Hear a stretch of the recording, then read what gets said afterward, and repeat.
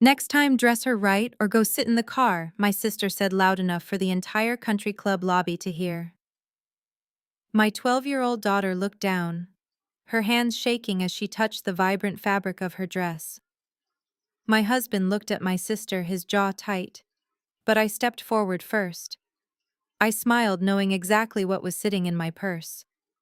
What my sister did not know was that the very ground she was standing on to humiliate my child actually belonged to me. My name is Maya. I am 35 years old, and for my entire life, I was the scapegoat of my family. I built a corporate crisis management empire from the ground up, but to my parents and my sister Chloe, I was just the girl who never quite fit their perfect, respectable image. Before I dive into exactly how I dismantled their fake world piece by piece, let me know where you are watching from in the comments below. Hit like and subscribe if you have ever had to stand up to toxic family members who tried to dim your light. It was a crisp Saturday evening in late October. The occasion was my parents' 40th wedding anniversary. The venue was Heritage Pines, which is the most exclusive, notoriously gate-kept country club in Atlanta. My mother, Bernadette, and my father, Reverend Thomas, had been bragging about this dinner for 6 months to anyone in our church congregation who would listen. They did not secure the reservation, though. My sister Chloe and her wealthy white husband Preston supposedly made it happen. I walked into the grand lobby holding my husband Terrence by the hand. Our 8-year-old son Malik was walking ahead with his older sister Zoya. Zoya was glowing. She was 12, just starting to find her own style, and tonight she had chosen a beautiful custom-tailored Ankara print dress with rich golds and royal blues. Her hair was freshly done in neat waist-length box braids. She looked like absolute royalty. I was so proud of her confidence and her connection to her culture. But that confidence was shattered the moment we reached the entrance of the private dining hall. Chloe was standing there like a bouncer at a nightclub. She was 32, draped in a pale beige silk gown that matched the sterile, lifeless walls of the country club. The moment her eyes landed on Zoya, her fake welcoming smile dropped into a sneer of pure disgust. She stepped directly into Zoya's path, blocking the heavy oak double doors. "What on earth is she wearing?" Chloe snapped, not even addressing Zoya directly, but looking over her head at me. Zoya stopped in her tracks. The excitement drained from her sweet face. I let go of Terrence's hand and moved up to stand right beside my daughter. "She is wearing her new dress," I said, keeping my voice perfectly level. "It is a celebration. She looks beautiful." "Move aside, Chloe." Chloe let out a harsh, mocking laugh that echoed across the marble floor of the lobby. Several wealthy patrons, mostly older white couples sipping champagne, paused to look over at us. Chloe seemed to feed off their attention. She always craved the approval of people who looked like them. "Are you out of your mind, Maya?" Chloe said, her voice raising a decibel. "This is Heritage Pines. It is an exclusive country club, not a neighborhood block party. We are hosting important people tonight." Preston invited some of his top investors to stop by and pay their respects to Mom and Dad. "We cannot have your kid running around looking like she just stepped out of a cultural festival. It is tacky. It is embarrassing." I felt Zoya physically shrink beside me. Her small hand reached out and gripped the fabric of my dress. My blood began to boil, but years of managing corporate takeovers had taught me how to keep my face like stone. "Tacky," I repeated, stepping so close to Chloe that she instinctively leaned back. "You think your niece looks tacky? Next time, dress her right or go sit in the car," Chloe shot back, crossing her arms defensively. "I am serious, Maya. Preston is a VIP member here. He pulled massive strings to get this room for Mom and Dad. He pays $10,000 a month just to maintain his status at this club. The dress code here implies a certain level of class. Those braids and that loud print do not belong here. She is an eyesore. Either take her to the bathroom and change her into something respectable or take her home. I will not let you ruin our parents' special night with your ghetto statement pieces." The word ghetto hung in the air like toxic smoke. It was the ultimate insult in our family. My parents had spent their entire lives trying to assimilate, trying to be the right kind of black people to make the elite society comfortable. My father, a prominent pastor, preached about humility on Sundays, but spent Monday through Saturday obsessing over appearances and respectability politics. Chloe had absorbed every single drop of that self-hatred. She married Preston, a hedge fund manager from old money, and ever since she got that diamond ring on her finger, she acted as if she had ascended to a higher racial and social class. I looked at my sister. Really looked at her. Beneath the expensive beige silk and the fresh blowout, she was just an insecure woman, desperate for validation from a system that would never truly accept her. But pity was not on my agenda tonight. Protection was. Terrence stepped up beside me. My husband is a mergers and acquisitions attorney. He is a tall, imposing man who rarely raises his voice because he never has to. He placed a gentle, reassuring hand on Zoya's shoulder. "Zoya, you look absolutely breathtaking," Terrence said softly to our daughter. "Do not let anyone, especially someone with such limited taste, tell you otherwise." Then Terrence locked eyes with Chloe.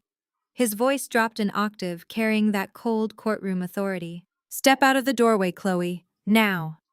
Chloe scoffed, though I could see a brief flicker of intimidation in her eyes. "You do not give the orders here, Terrence.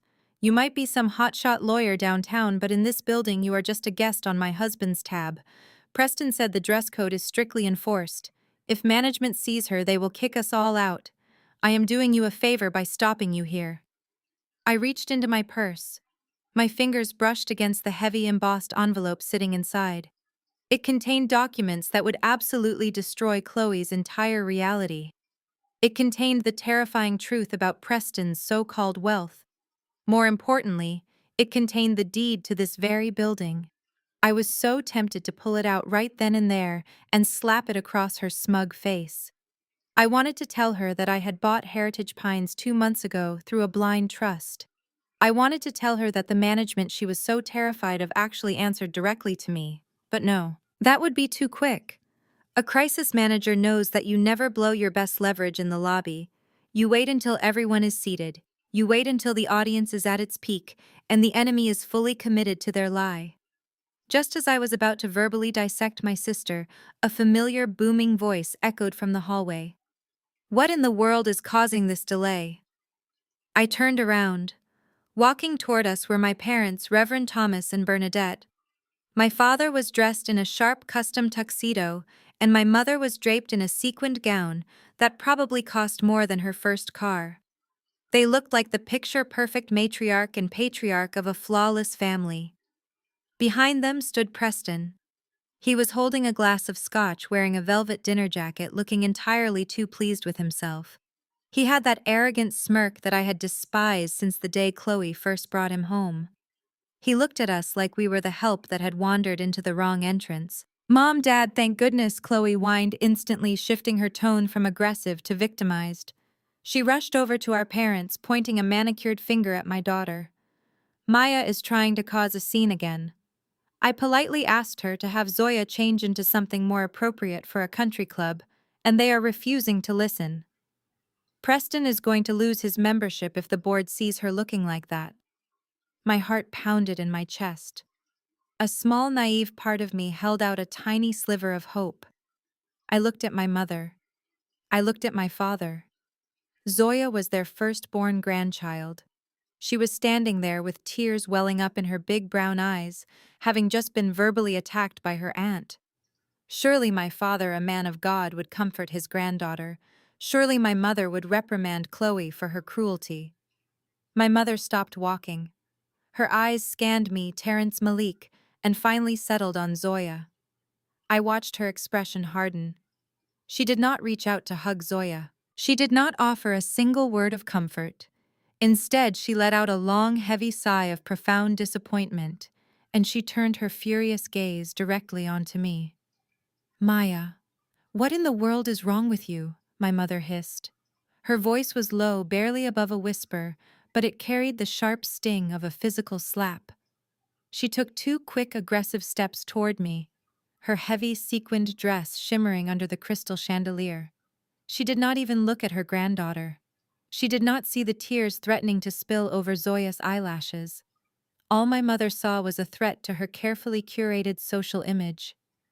"Look at your daughter Maya," my mother continued, her eyes darting nervously toward the older white couples who were still watching us from the lounge area. "Look at where we are. Do you have absolutely no sense of decorum? Or are you just purposely trying to humiliate us in front of Preston's colleagues?" I felt a cold, familiar knot form in my stomach. It was not because her words hurt me. I was 35 years old, and I had long since stopped expecting maternal warmth from Bernadette. It was because her reaction was so predictably cruel. This was a woman who cared more about the opinions of wealthy strangers than the emotional well-being of her own flesh and blood. I pulled Zoya slightly behind me, using my own body to shield her from my mother's venomous glare. "Mom, Zoya is wearing a custom-tailored dress," I said, keeping my tone completely even. "There is absolutely nothing wrong with her hair or her outfit. We are here to celebrate your anniversary, not to audition for a country club brochure." "Maya, please," my father intervened, stepping forward. He used that deep, resonant pastor voice he usually reserved for his Sunday morning sermons. It was the voice that commanded absolute respect from his congregation, but only ever demanded blind submission from me. "Let us not make a scene here," my father said, placing a heavy hand on my shoulder which I immediately shrugged off. "The Lord teaches us humility, Maya, and right now you are letting your pride blind you. Preston has been incredibly generous. He went out of his way to secure this VIP room for our family. The least you can do is honor the rules of the house he has so graciously invited you into. Take the child to the restroom. See if you can pin up those braids so they do not look so unruly. Maybe put one of Chloe's spare cardigans over that loud fabric. Just blend in, Maya. For once in your life, just blend in." The sheer absurdity of his request made my jaw tighten so hard my teeth ached. Pin up her braids. Cover up her culture. Hide her away so Preston and his wealthy friends would not feel uncomfortable. This was the exact toxic environment I had spent my entire adult life trying to unlearn. I was always the black sheep because I refused to play this exhausting game of respectability politics. I went to a historically black college while Chloe went to the predominantly white institution my parents chose for her because it sounded better on paper. I built my own business from the ground up, while Chloe married into money and paraded around as if she had earned it herself.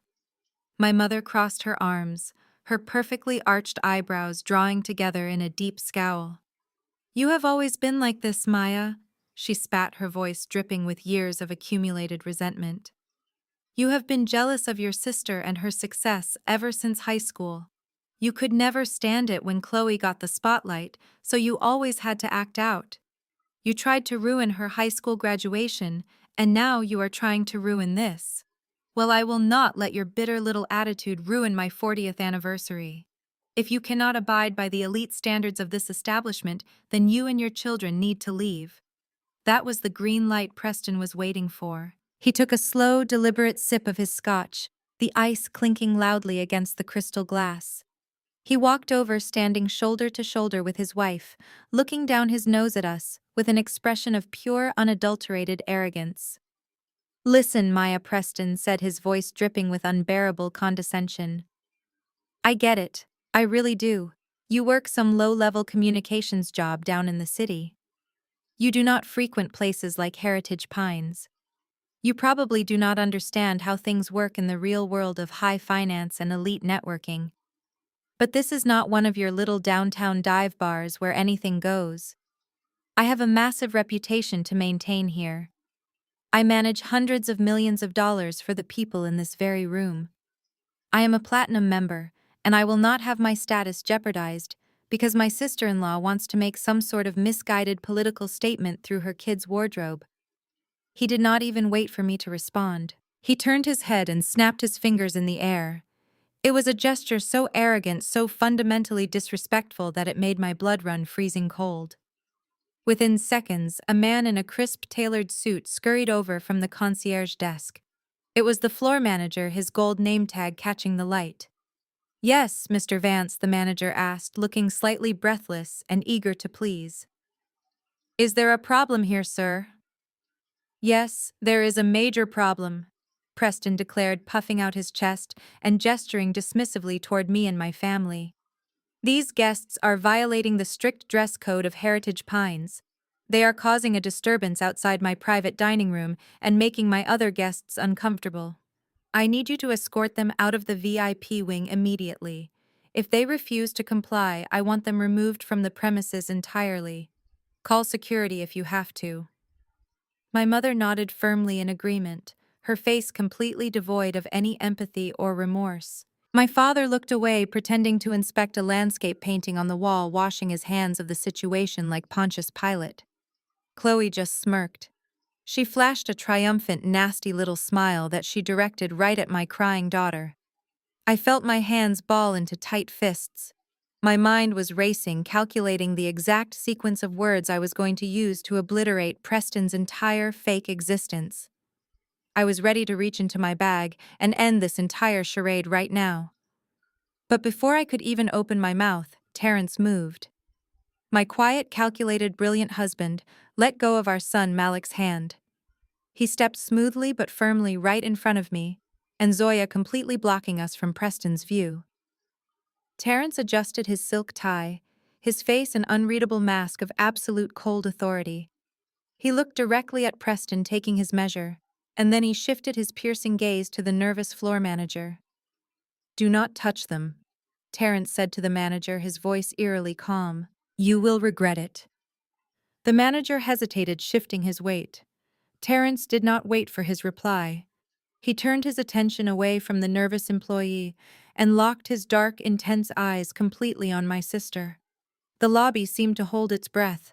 Even the clinking of glasses in the nearby lounge stopped. "We own your husband's firm," Chloe Terrence said. 6 words. He delivered them not with a shout, but with the chilling certainty of a judge reading a final verdict. For a split second, there was dead silence. Then Chloe threw her head back and let out a sharp, obnoxious, cackling laugh. It was a loud, grating sound that bounced off the marble pillars. She slapped Preston's arm, leaning into him, as if Terrence had just told the greatest joke of the century. "Oh my goodness," Chloe gasped, wiping a fake tear from her eye. "You are actually losing your mind, Terrence. You are standing in the middle of Heritage Pines, making up fairy tales because you are too broke to afford a membership. This is beyond pathetic. Maya, get your husband before he embarrasses himself any further." Preston did not laugh. His face flushed a deep, angry red. The veins in his neck bulged against his stiff white collar. He stepped aggressively toward Terrence, jabbing a finger in the air. "You are delusional," Preston spat. "You are a glorified paper pusher, Terrence. You review contracts for a living. I manage a global hedge fund. My firm moves more money in a Tuesday morning than you and your little wife will see in 3 lifetimes. Do not ever disrespect me in front of my guests again." My mother let out a loud, dramatic groan, pressing her fingers to her temples as if we were giving her a migraine. "Thomas, do something," Bernadette pleaded to my father. "They have lost their minds. They are making absolute fools of themselves because they cannot handle being at the bottom of the ladder. This is exactly why we cannot bring them anywhere nice." My father shook his head heavily, gripping his gold-tipped cane. "Terrence." "That is enough," my father said, using his stern preaching voice. "There is no need to resort to childish lies just because you feel inadequate. A real man accepts his position with grace. Apologize to Preston and take your family home. You are ruining our anniversary with this desperate display." It was sick, really. My father led a congregation of hundreds of hard-working black men and women every Sunday, but here he was bowing down to an arrogant man just because he had a trust fund and a country club membership. My parents worshipped Preston's status. It validated their own desperate need for social climbing. And Chloe had her entire identity wrapped up in being the elite wife. If she admitted Terrence was telling the truth, her entire illusion of superiority would shatter into a million pieces. I stood my ground, holding Zoya's hand tight. I watched my family rally around the golden boy, completely writing off my brilliant husband as a jealous liar. They were so blinded by the shiny veneer of Preston's fake wealth that they could not recognize the quiet, absolute power radiating from Terrence. They thought we were cornered. They thought we were humiliated. They were so incredibly wrong. Preston turned back to the floor manager who was still standing nearby looking completely frozen. "What are you waiting for?" Preston barked, his voice cracking slightly with rage. "I told you to remove them. I want them out of this building right now, or I am calling the board of directors and having your job." The manager swallowed hard. He reached up and tapped the earpiece resting against his collar. He murmured something too low for us to hear. Within seconds, heavy footsteps echoed across the polished floor. Two large security guards dressed in immaculate dark suits emerged from the corridor. They moved with swift military precision, cutting straight through the lobby toward our group. Chloe crossed her arms, a triumphant, nasty smirk spreading across her face. "Well, Zoya," she mocked, looking down at my daughter. "It looks like you are finally getting that escort to the parking lot. Maybe next time your mother will teach you how to dress for civilized society." My mother adjusted her sequined gown, turning her back to us, as if we had already been erased from the room. My father closed his eyes, looking deeply burdened by our supposed failure. Preston stood tall, puffing his chest out like a conqueror, waiting to watch us get dragged out by the scruff of our necks. The guards reached our circle. Preston smirked and pointed directly at Terrence. "Take him out the back," Preston ordered. The lead security guard stepped forward. He reached his large hands out, but he did not grab Terrence's shoulder. He did not even look at me or my children. Instead, the guard reached right past us and firmly grabbed someone else. The heavy hand of the lead security guard clamped down hard on Preston's velvet-covered shoulder. Preston jerked back, his face twisting in confusion and outrage. "What are you doing?" Preston barked, trying to shake off the guard's iron grip. "I said grab him, grab the lawyer. Are you completely incompetent?" The guard did not flinch. He just tightened his grip, holding Preston firmly in place. Then the floor manager, the man Preston had been treating like a personal servant just moments ago, walked right past my struggling brother-in-law. The manager stopped squarely in front of me. He smoothed his tie, placed his hands precisely at his sides, and bowed at a perfect 90-degree angle. "Good evening, Madam Chairwoman," the manager said, his voice projecting clearly across the dead-silent lobby. "I sincerely apologize for the disturbance. Would you like me to revoke this guest's membership immediately?" If you could bottle the exact sound of a superiority complex shattering into a million pieces, it would be the deafening silence that followed that sentence. No one moved. No one breathed. The older white couples in the lounge who had been whispering and judging us just moments before were staring with their mouths slightly open. Preston stopped struggling. His face went from angry crimson to a sickly pale white. He looked at the manager and then at me, his eyes darting frantically, as if his brain simply could not process the information. "Madam what?" Preston stammered, his voice completely losing its arrogant bass. "What is he talking about? You are a communications rep. You do not even golf." Chloe looked like she had been physically struck. She stumbled back a step, her expensive beige heels catching on the marble. "Maya," she whispered, her face draining of color. "What kind of sick prank is this? Tell him to let go of my husband." "It is not a prank, Chloe," I said, keeping my posture perfectly straight. "And Terrence did not lie to you. I did not want to ruin the surprise, but since your husband felt the need to invoke the rules of this establishment, I think it is time we clarify exactly who makes those rules." I opened my designer clutch and pulled out a sleek black titanium card. It was not a membership card. It was an access card to the executive suites on the top floor. I held it up so the crystal chandelier light caught the embossed gold lettering of my crisis management firm. 2 months ago, Heritage Pines was quietly put on the market to avoid bankruptcy. I explained, projecting my voice so every single person in my family could hear me clearly. It was drowning in debt because of poor management and outdated exclusionary policies. My firm specializes in corporate takeovers. I bought this entire property through a blind trust. I own the golf course. I own the tennis courts.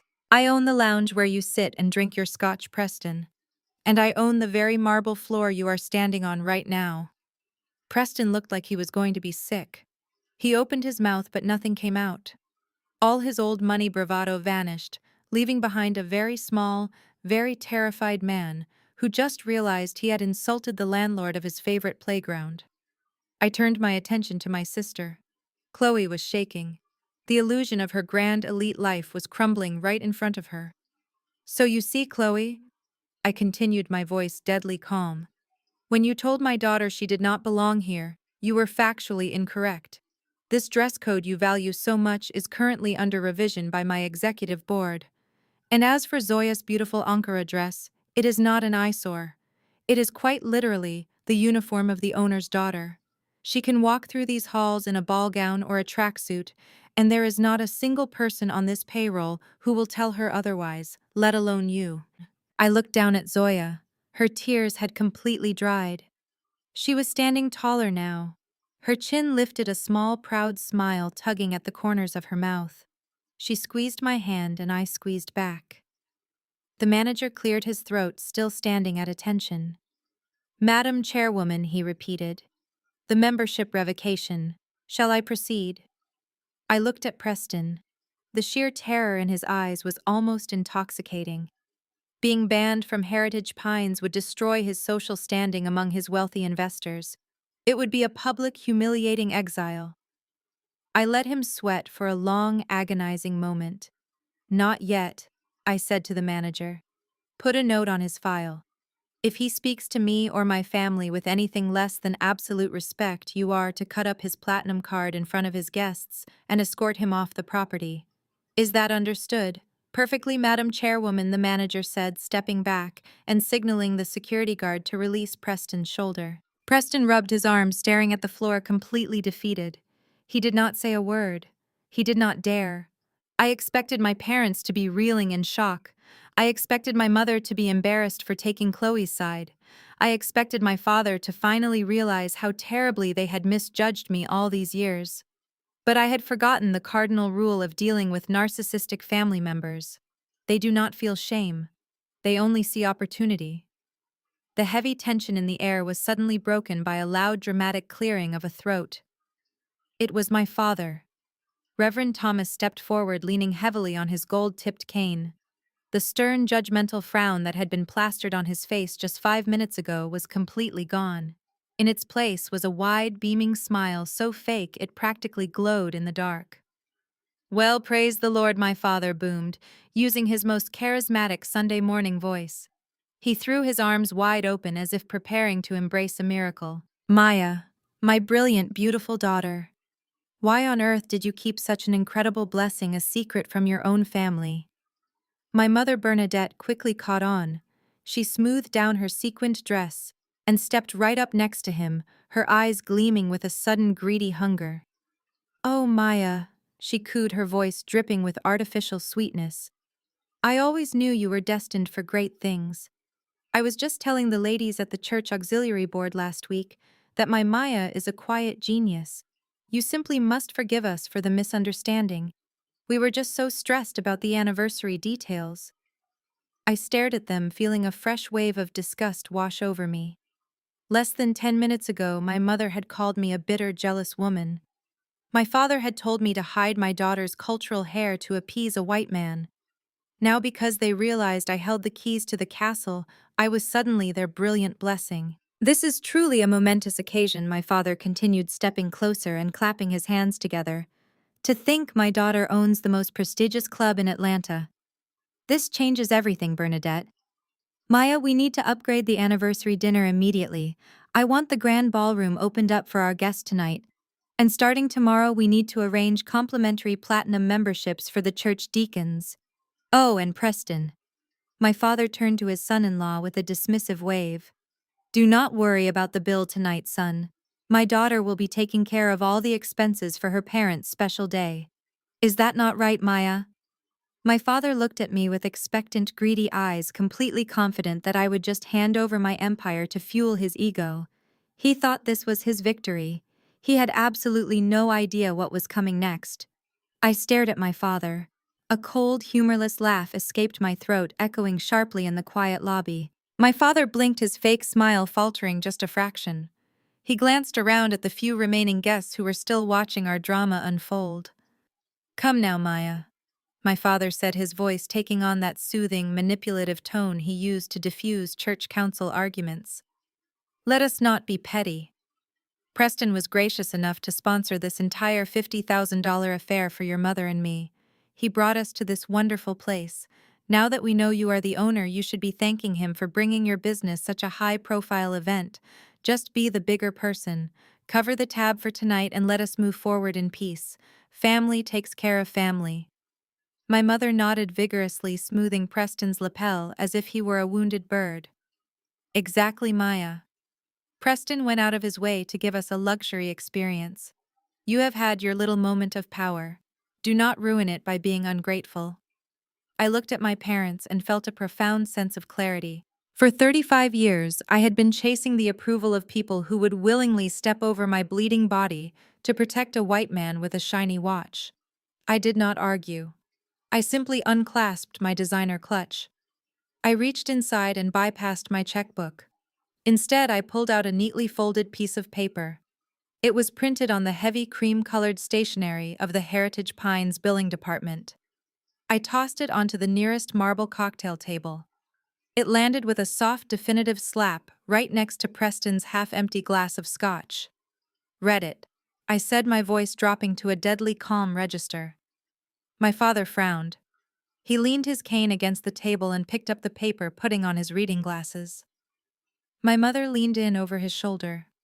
That is the final master invoice for tonight, I explained, projecting my voice so Chloe and Preston could hear every single syllable. All $50,000. The caviar, the top-shelf liquor, the imported orchids, paid in full. Paid in. But you will notice the name at the bottom of that receipt is not Preston's. My father's eyes widened behind his lenses. His hands began to tremble. Bernadette, he whispered, pointing a shaky finger at the document. It says paid by Maya Trust. Preston lunged forward, trying to snatch the paper away, but Terrence neatly blocked his path with a slight shift of his broad shoulders. What is this? Preston demanded, his voice pitching up in panic. This is a mistake. I gave them my card weeks ago. This is a clerical error. It is not an error, Preston, I said, crossing my arms. At exactly 2 o'clock this afternoon, the catering director tried to run your infamous black card for the final deposit. It was declined. He tried it 2 more times. Declined. The system flagged your account for severe insufficient funds and outstanding bad debt. Chloe gasped, clutching her chest. You are lying, Maya. Preston has millions tied up in investments. Banks make mistakes all the time with high net worth accounts. High net worth, I repeated, mocking the phrase. Chloe, your husband's accounts are overdrawn by 6 figures. When his card bounced, the club manager immediately called the local police department. Food had been prepped. Floral arrangements had been delivered. That is theft of services. 2 squad cars were literally 5 minutes away from pulling up to your house, Mom and Dad, to arrest you for grand larceny on your own anniversary. My mother let out a strangled cry, pressing her hand over her mouth. My father looked like he had just been struck by lightning. He looked from the receipt to Preston, his hero worship rapidly curdling into horror. The only reason you are standing in this lobby right now sipping champagne instead of sitting in a holding cell downtown is because the manager recognized my maiden name on the banquet contract. I continued. He called my private line. I authorized a wire transfer from my personal account to cover Preston's $50,000 lie, so no, Dad, no. I will not be thanking him. Preston was sweating profusely now. The smug country club aristocrat was gone, replaced by a cornered rat. He ran a hand through his hair, looking frantically at the exit. Listen, Thomas Preston stammered, stepping toward my father with his hands raised. It is just a temporary liquidity issue. My assets are tied up in an aggressive crypto portfolio right now. I just need a few days to liquidate some offshore funds. Maya is blowing this way out of proportion. Liquidity issue? My father echoed, his voice hollow. You told me you paid for this in cash, Preston. You looked me in the eye in my own church and told me it was a gift. He lied to you, Dad, I said flatly. He has been lying to you since the day he met Chloe. The illusion was shattering. The golden pedestal my parents had placed Preston on was crumbling to dust. They were finally seeing the man who had just tried to kick their granddaughter out into the street for exactly what he was. A fraud. A broke, desperate fraud.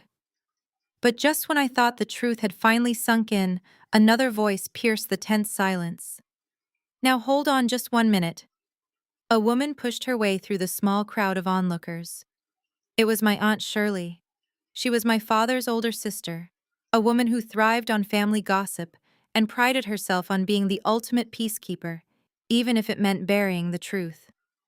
She was wearing an oversized floral dress and a deeply offended expression. Shirley marched right up to the cocktail table and positioned herself between me and Preston. She glared at me as if I were the one who had just committed a crime. "Maya, you stop this foolishness right now," Aunt Shirley scolded, pointing a thick finger in my face. "So what if the bank made a mistake? Preston is a good man. He provides for this family. You have no right to stand here and humiliate him over a computer glitch." I stared at her, genuinely amazed by the depths of her denial. "Aunt Shirley, he does not have a dime to his name," I said slowly. "He is not broke." Aunt Shirley snapped back, her voice echoing in the lobby. "You are just trying to tear him down because you want to be the center of attention. Preston makes millions. Why, just last month he paid $30,000 out of his own pocket to cover Grandma Dorothy's hospital bills. A broke man cannot do that. He is a blessing to this family." I looked at Terrence. He raised one eyebrow, a silent signal that it was time to drop the hammer. I turned back to Aunt Shirley, feeling a cold, ruthless smile spread across my face. "Grandma Dorothy's hospital bills," I asked softly. "Is that what he told you? Is that what he told you?" I asked softly, my voice dropping to a dangerous whisper. Aunt Shirley crossed her arms, her floral dress rustling aggressively. "Of course that is what he told us," she snapped. "He showed us the wire transfer confirmation on his phone at Sunday dinner. $30,000 sent directly to the rehabilitation center. He took care of his family, Maya. Something you clearly know nothing about." Mentioning Grandma Dorothy was the absolute worst mistake Aunt Shirley could have made. It was the equivalent of pouring gasoline on a wildfire. Grandma Dorothy was my father's mother. She was the only person in this toxic lineage who had ever shown me unconditional love. When my parents were too busy attending galas and church board meetings, she was the one who brushed my hair, who told me I was smart, who made me feel like I belonged. She was currently recovering from a severe hip replacement surgery in a facility across town. She was my weak spot. And Preston had dared to use her as a shield. I took a deep breath, letting the cold, analytical side of my brain completely take over. I reached back into my designer bag. I did not pull out a single sheet of paper this time. I pulled out a thick manila folder clamped together with a heavy binder clip. I dropped it onto the table right on top of the Heritage Pines invoice. "Receipt number 2, I said, staring dead into Preston's terrified eyes. My father reached for the folder, his hands shaking even worse than before. "What is this now, Maya?" he asked, his voice barely a croak. "Those are Grandma Dorothy's official bank statements from the last 90 days, I explained, projecting my voice so the entire room could hear the absolute depravity of the man standing before them. Along with a copy of a legal document filed at the county courthouse exactly 1 month ago. Preston lunged for the folder, but Terrence swiftly grabbed his wrist, twisting it just enough to make Preston gasp and step back. "Do not touch the evidence," Terrence warned, his voice low and dangerous. My father opened the folder. He flipped past the first page and then he stopped. All the color completely drained from his face. He let out a choked, agonizing gasp. "Thomas, what is it?" my mother demanded, grabbing his arm. "What does it say?" "He did not pay $30,000 to the hospital. Dad, did he?" I asked, my tone slicing through the heavy silence in the lobby. My father shook his head slowly, staring at the papers in absolute horror. "No," he whispered. This says withdrawal." I turned to face Aunt Shirley, who was suddenly looking very unsure of herself. 3 weeks ago, when Grandma Dorothy was heavily medicated on post-operative painkillers, Preston visited her room, I said. He brought a shady notary with him.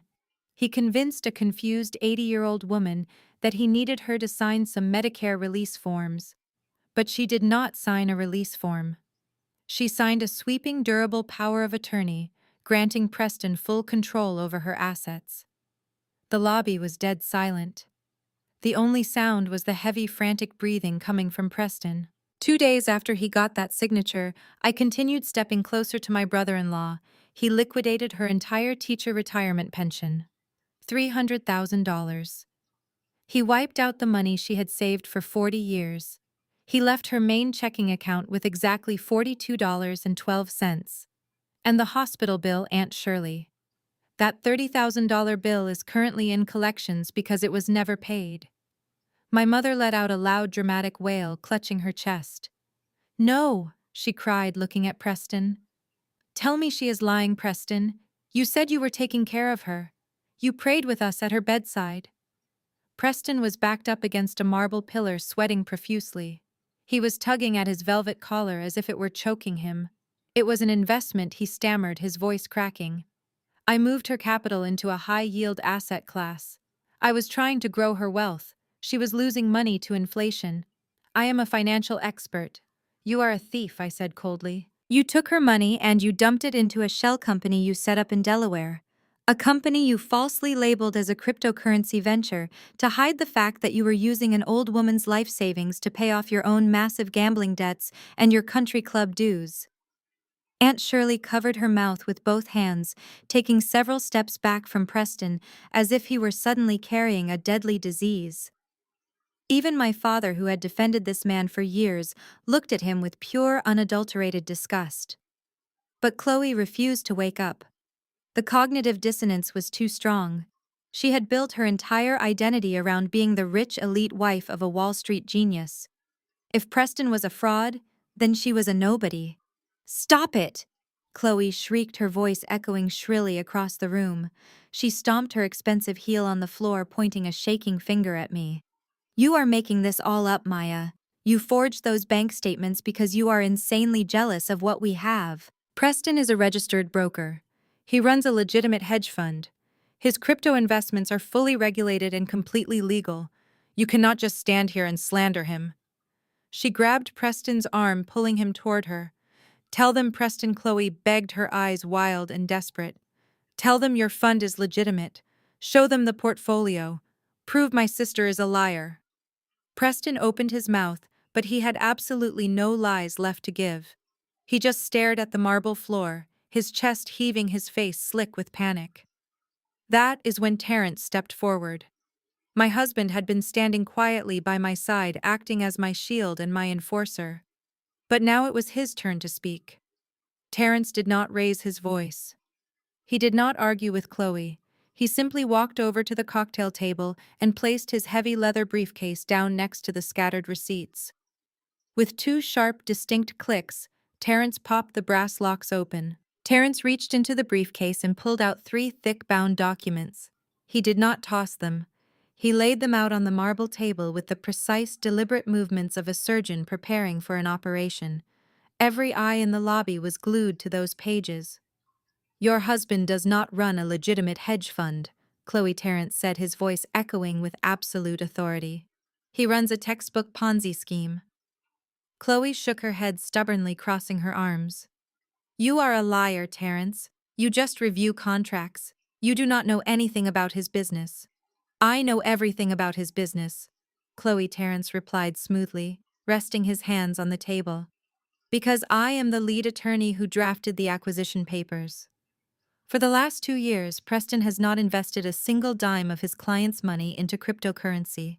He created a shell company. He used the capital from new investors like your grandmother Dorothy and several deacons from your father's church to pay off early investors. My father let out a loud gasp, stumbling backward. He had convinced half the church board to invest their retirement funds with Preston. The rest of the money, Terrence continued, never leaving Preston's terrified face, went directly into funding this ridiculous fake billionaire lifestyle.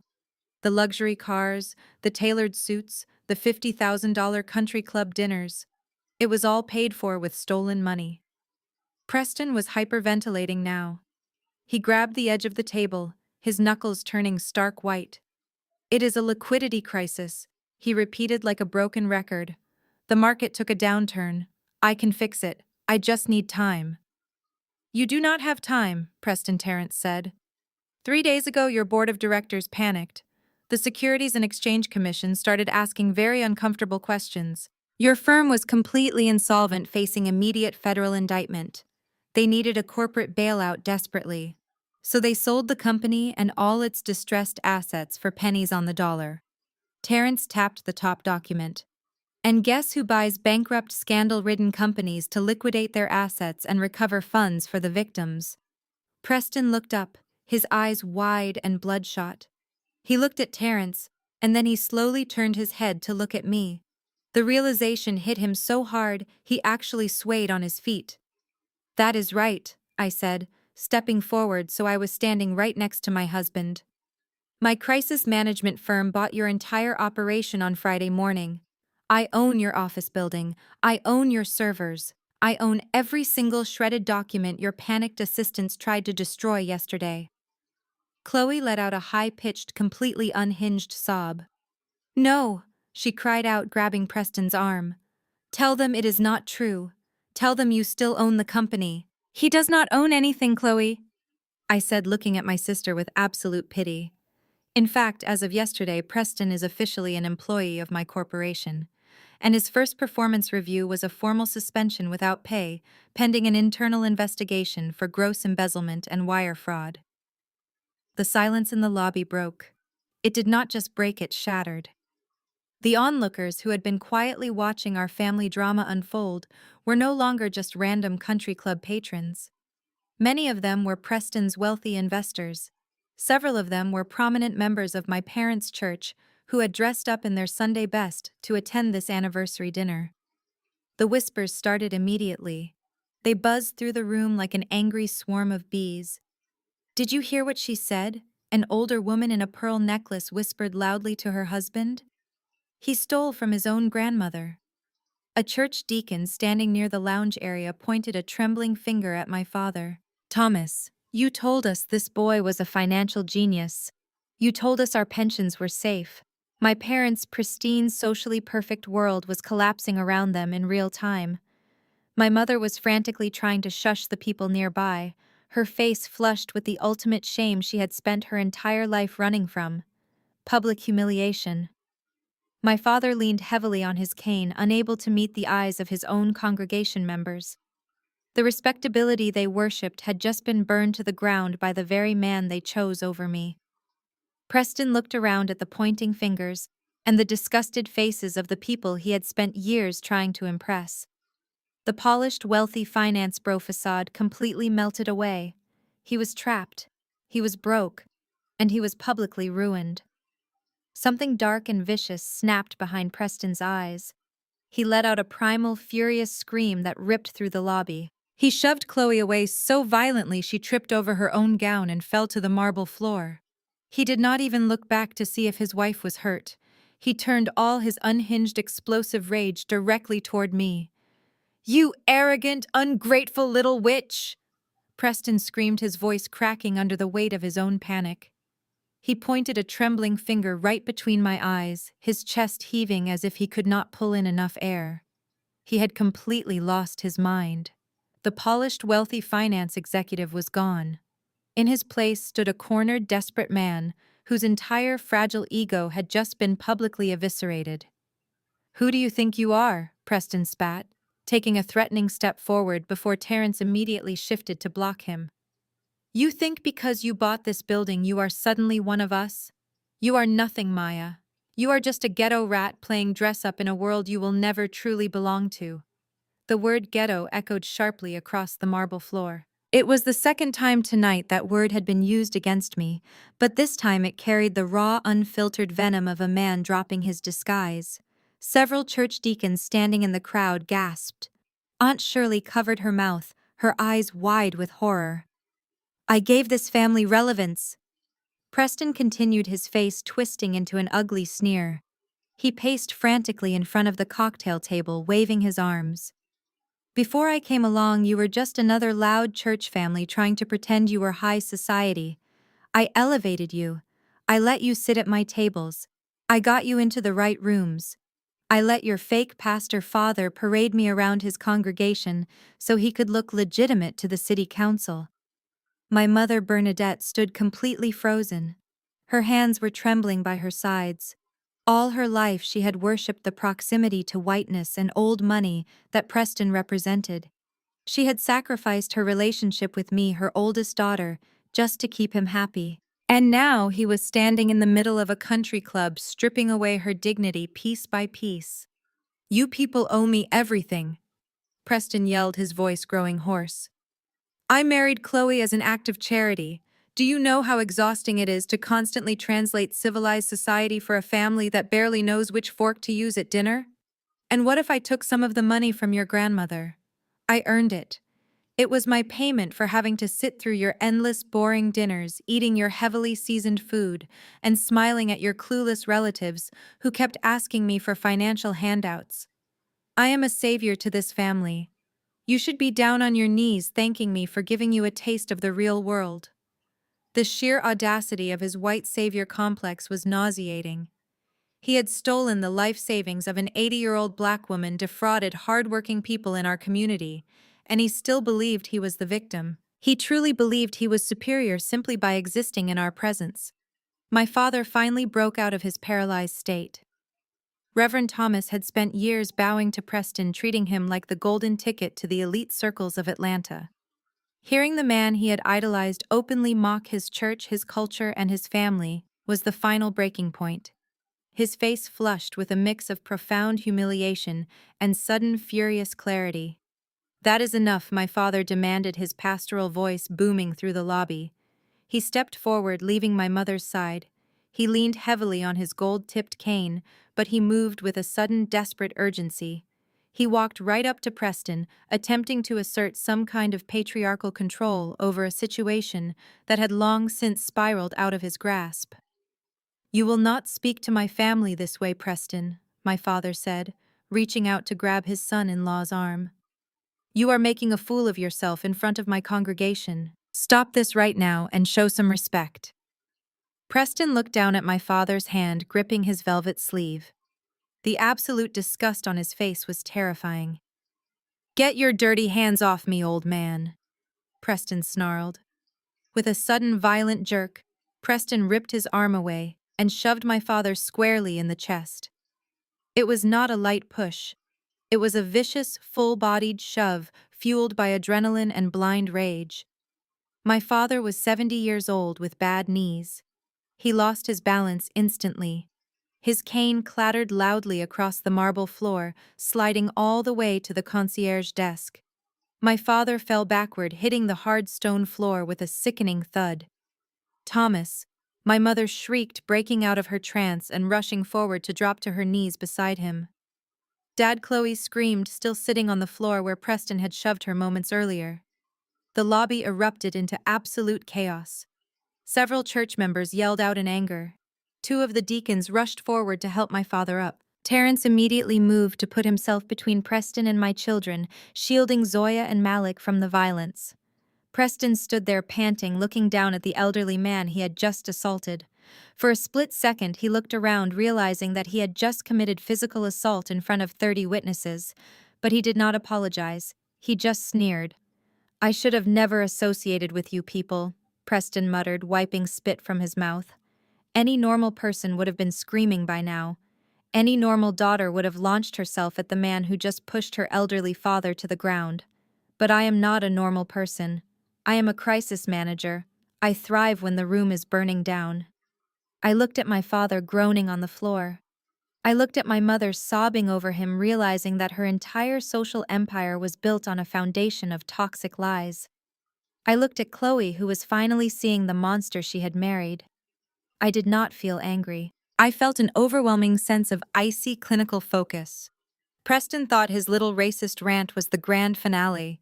He thought he could insult us, assault my father, and just walk out the door. He was wrong. The destruction of Preston Vance was not quite finished. I turned away from the chaotic scene unfolding on the floor. I ignored my mother's panicked cries and the angry shouts of the deacons. I calmly walked past Terrence and my children heading straight for the concierge desk. The floor manager who was standing behind the desk stepped aside immediately, instinctively knowing not to get in my way. Built into the center of the mahogany desk was a sleek digital tablet that controlled the club's central audio system. It was used to page members or play background music across the entire Heritage Pines property. I reached out and tapped the screen, activating the master microphone system that fed into the overhead speakers in the lobby, the lounge, and the grand ballroom. Then I reached into my designer purse one last time and pulled out my smartphone. I plugged the auxiliary cable directly into the headphone jack of my phone. I did not bother looking back at Preston or my family. I just tapped the screen and opened an audio file sent to me by my lead corporate investigator just 3 days ago. I pressed play and turned the master volume dial all the way up. A loud, sharp screech of audio feedback pierced the air, followed immediately by the crystal-clear sound of a boardroom meeting. The acoustics of the Heritage Pines lobby were designed to amplify classical music during galas, but right now they were broadcasting the absolute destruction of Preston's life. Preston's recorded voice boomed from the hidden speakers in the ceiling, echoing off the marble pillars and washing over the dead silent crowd. In the recording, he was laughing. It was a cruel, arrogant chuckle shared with other men in a private setting. "You guys are overthinking the compliance audit," the recorded version of Preston said, his voice dripping with unbearable smugness. "We have the diversity angle completely covered." Another voice, a man I recognized from the files as his former chief financial officer, chimed in. "Are you sure about your wife, Preston? If the federal regulators look too closely at the board structure, they might realize she does not actually do anything." Preston's recorded laughter grew louder. "Chloe, please, she is a convenient smokescreen. She does not know the first thing about finance. All she cares about is her country club membership and her designer shoes. I put her name on the paperwork to win over minority partners and hit those diversity quotas. She is just a token to keep the regulators off our backs." In the lobby, Chloe let out a sound that was not quite human. It was a strangled, guttural gasp, as if the air had been physically punched out of her lungs. She stared up at the ceiling speakers, her eyes wide with a terror that finally matched reality. But the recording was not finished. "What about the new capital we need?" the other executive asked on the tape. "Oh, I already tapped the golden goose," Preston replied smoothly on the recording. "My father-in-law. The man is a total joke of a pastor, but his congregation treats him like a king. He handed me their retirement funds on a silver platter just because I bought him a nice dinner and called him sir. They are so desperate to be adjacent to real money. They are just gullible black pawns. I can milk that church for another $1 million before anyone even realizes the accounts are empty." I reached out and pressed pause. The silence that followed was heavier than anything I had ever experienced in my life. It was a suffocating, crushing weight. The image of the perfect model family, the pristine legacy that Reverend Thomas and Bernadette had spent 40 years building, was completely pulverized into dust.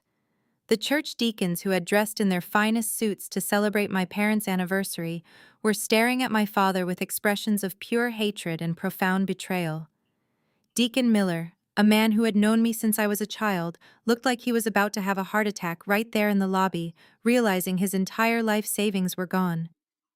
My father was still sitting on the floor where Preston had shoved him, his head bowed, his shoulders shaking as the reality of his own foolishness finally crushed him.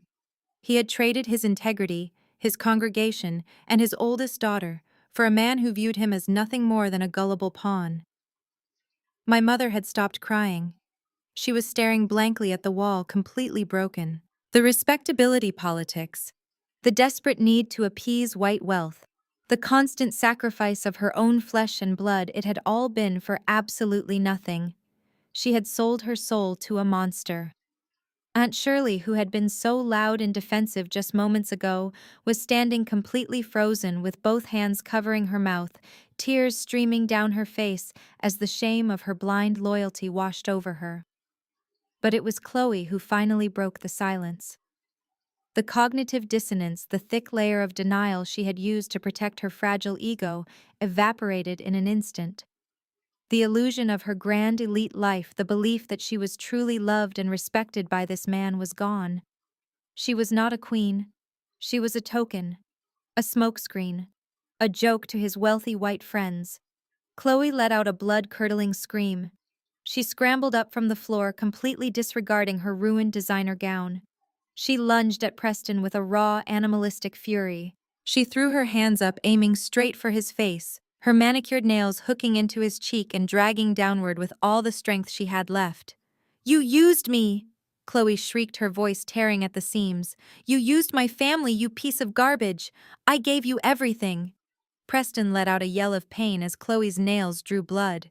He stumbled backward, crashing into the cocktail table and sending the crystal glasses shattering onto the floor. Instead of trying to calm her down or protect himself defensively, Preston's remaining sanity completely vanished. The mask was entirely off. He was no longer trying to play the civilized gentleman. "Get off me, you crazy witch!" Preston roared. He pulled his arm back and swung. The back of his heavy hand collided directly with Chloe's face. The loud, sickening crack of the slap echoed through the lobby like a gunshot. The force of the blow lifted Chloe off her feet. She spun wildly before collapsing hard against the marble floor, her face instantly bruising, a small stream of blood trickling from the corner of her mouth. She lay there sobbing hysterically, holding her cheek completely broken and discarded by the man she had worshipped. The entire room froze in sheer horror. A man had just struck his wife in front of dozens of witnesses. Before Terrence could even step forward to intervene, another figure moved. Someone who had been completely silent this entire time, someone who had spent decades keeping the peace at all costs, suddenly stepped into the center of the chaos. The figure who lunged forward was my mother. Bernadette, a woman who had spent her entire adult life avoiding anything unpleasant or ugly, let out a piercing, hysterical scream. She dropped to her knees on the hard marble floor, completely ignoring the fact that her expensive sequined gown was soaking up the spilled champagne and blood. She wrapped her arms around Chloe, who was shaking uncontrollably and sobbing into her hands. My father scrambled up from the floor, leaning heavily on his cane, his own pain forgotten. He stood defensively over his wife and his golden child, his chest heaving as he glared at Preston. Preston backed away, his chest rising and falling rapidly. He looked down at his hand, and then at the horrified faces of the country club patrons and the church deacons surrounding him. The absolute reality of what he had just done, striking his wife in public in front of dozens of high-profile witnesses, finally pierced through his rage. But my mother did not scream at Preston. She did not order him out of her sight.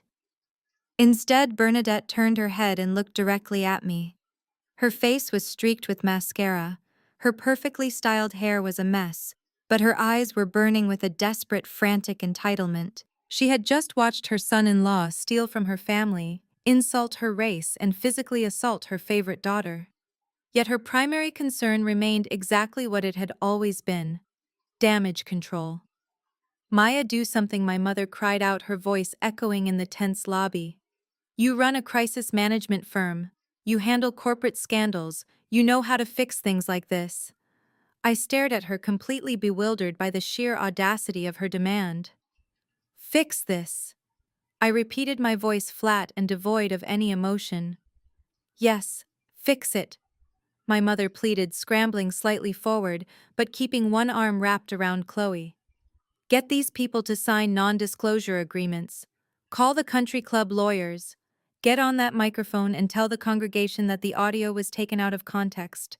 Tell them Preston is suffering from a mental breakdown. You have the money and the power now, Maya. You have to shut this down before it hits the local news. Save your father's reputation. Save your sister's dignity. You cannot let our family be destroyed like this." I looked down at the woman who gave birth to me. I felt a profound, chilling emptiness, where my love and obligation for her used to reside. She was not asking me to protect my sister. She was asking me to protect the lie. She wanted me to use my hard-earned empire to sweep a violent racist thief under the rug so she would not have to face the embarrassment of Sunday service. I slowly shook my head. You want me to do public relations for the man who just called us ghetto rats?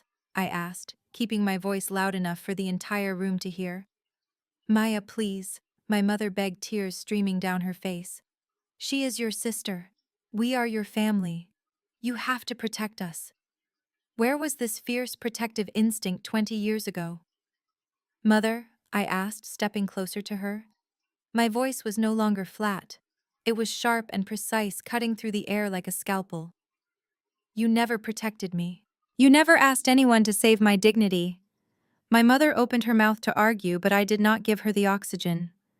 When I was 16 years old, you literally locked me out of this house in the freezing rain because my natural hair did not fit the aesthetic of Chloe's Sweet 16 party, I said, staring right into her panicked eyes.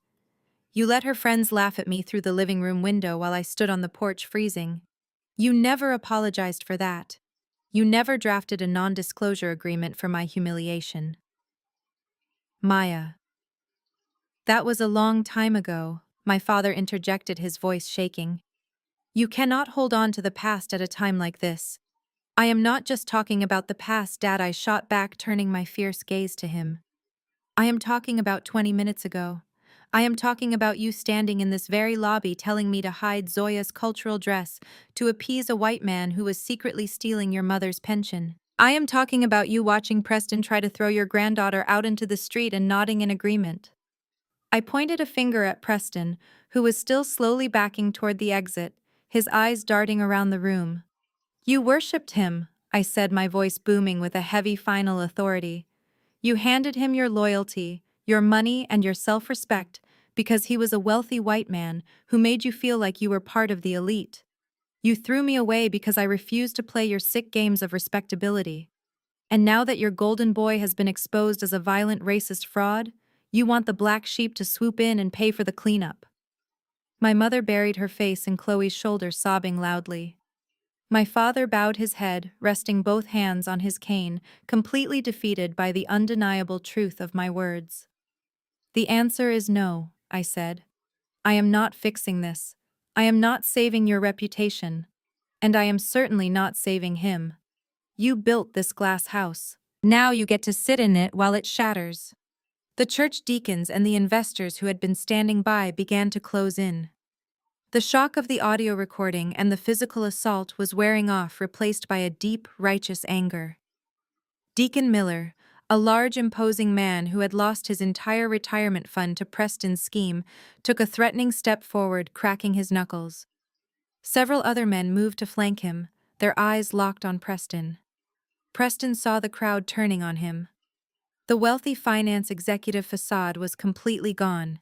He was a cornered animal, realizing that his money was gone, his status was gone, and the people he had scammed were standing right in front of him, blocking his path to my parents. He made the only choice a coward could make. He ran. Preston spun around, abandoning his sobbing wife and his ruined in-laws. He sprinted frantically across the marble floor, heading straight for the massive grand oak double doors that led out to the valet parking area. He was panting heavily, his velvet jacket flapping behind him. He reached the doors and threw his entire body weight against the heavy brass handles, expecting them to swing open into the cool night air. They did not budge. Preston grunted and pushed harder, rattling the handles with both hands. The doors were completely solid, immovable. Panic seized him. He looked up through the glass panels of the doors. Standing on the other side, looking back at him with absolute indifference, were the two large security guards who had been standing in the lobby earlier. "Open the door!" Preston screamed, banging his fists against the thick, reinforced glass. "Open this door right now!" He rattled the handles again, his voice cracking with sheer terror as he heard the footsteps of the angry church deacons approaching from behind. He was trapped. The exit was sealed. Preston spun around, pressing his back against the heavy oak doors, his chest heaving as he faced the angry crowd. He looked over the heads of the approaching men and locked eyes with me. I stood calmly next to Terrence, my hands folded neatly in front of me. I offered Preston a very small, very cold smile. Did I forget to mention, I asked, projecting my voice across the lobby. When I bought this building, I had the security system upgraded.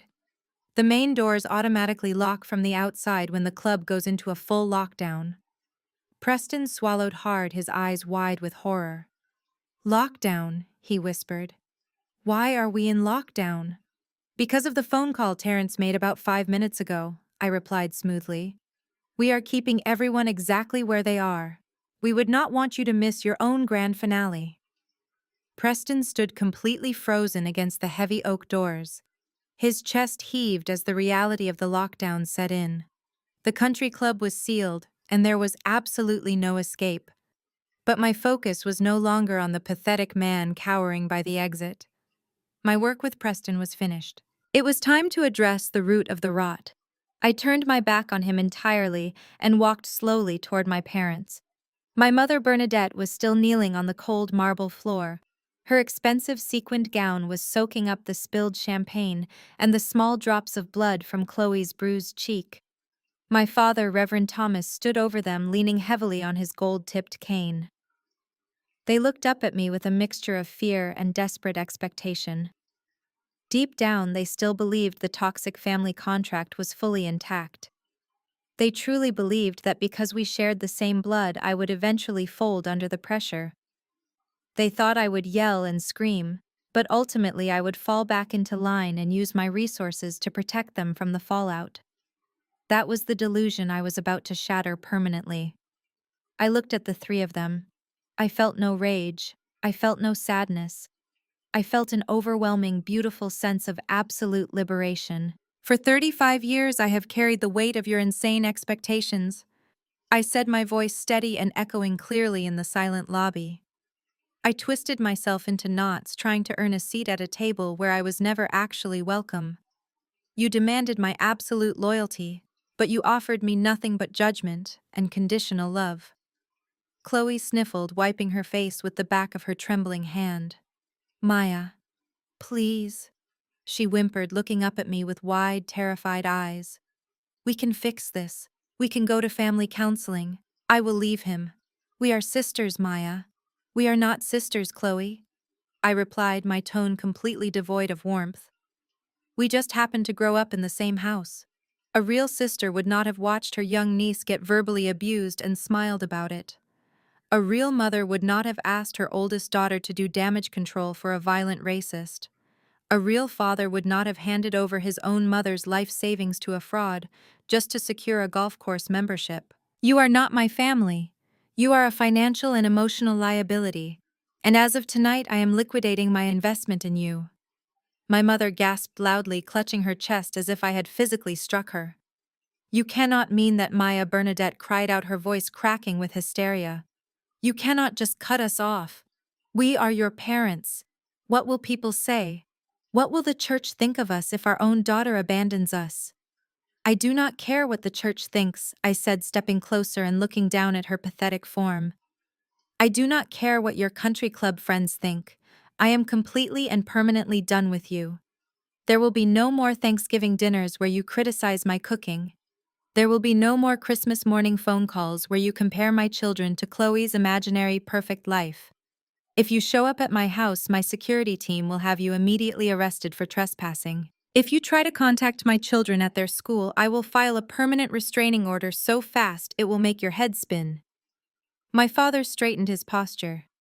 His face hardened, attempting to summon the patriarchal authority he had wielded over me for decades. You are a Caldwell. Maya Thomas said, his voice dropping into a dark, threatening register. You carry my name, and you carry my legacy.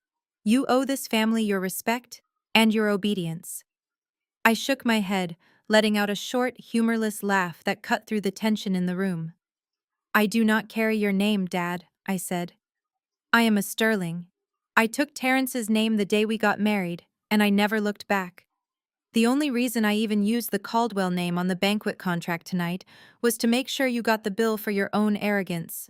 I am stripping you of every ounce of access you have to my life, my money, and my peace.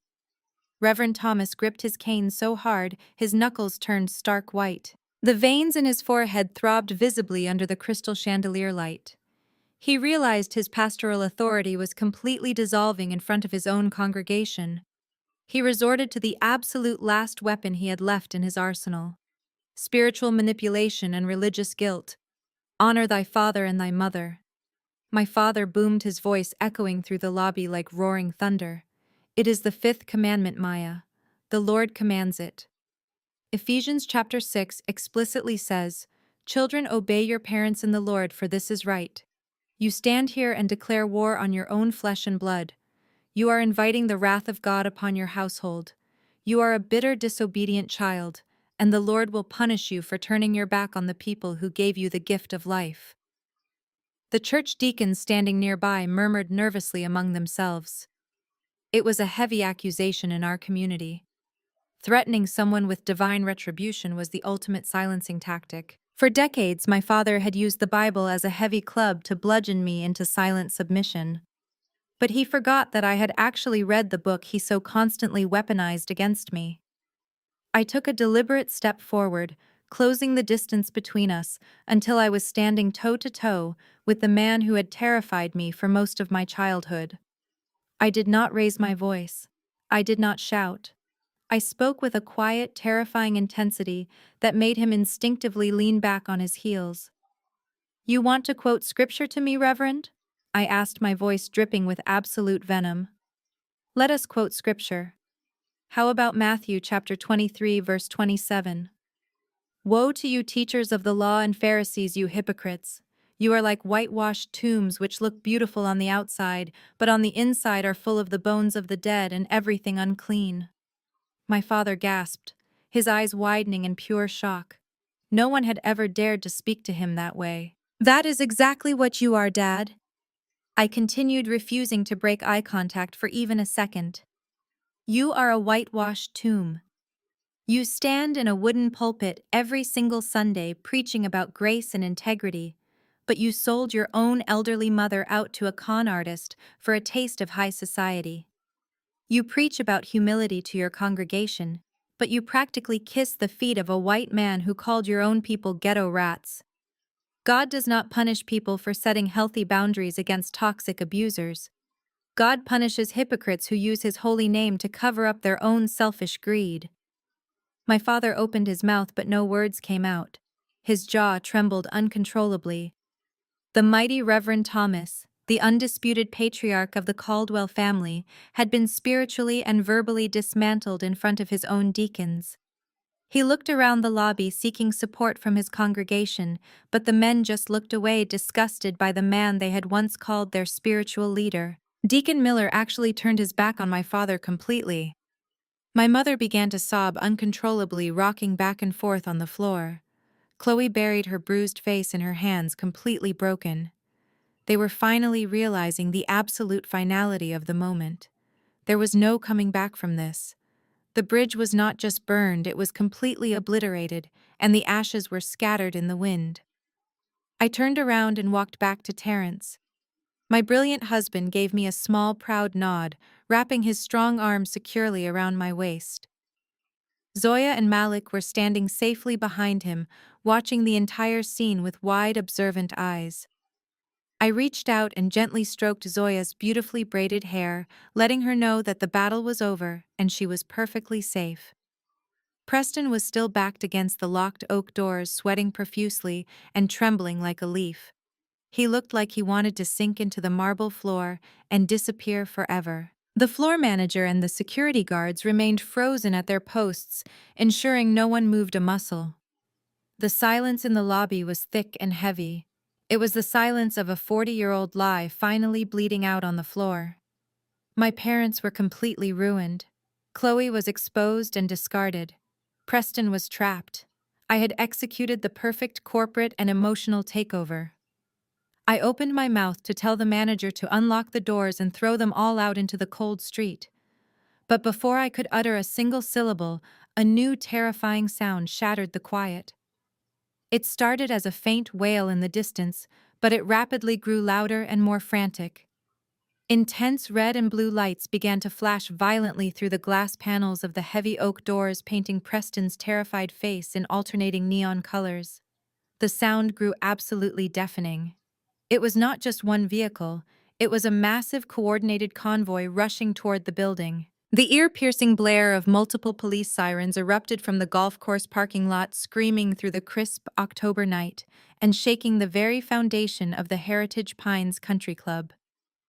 The wail of the sirens abruptly cut off, replaced by the heavy, ominous slamming of car doors.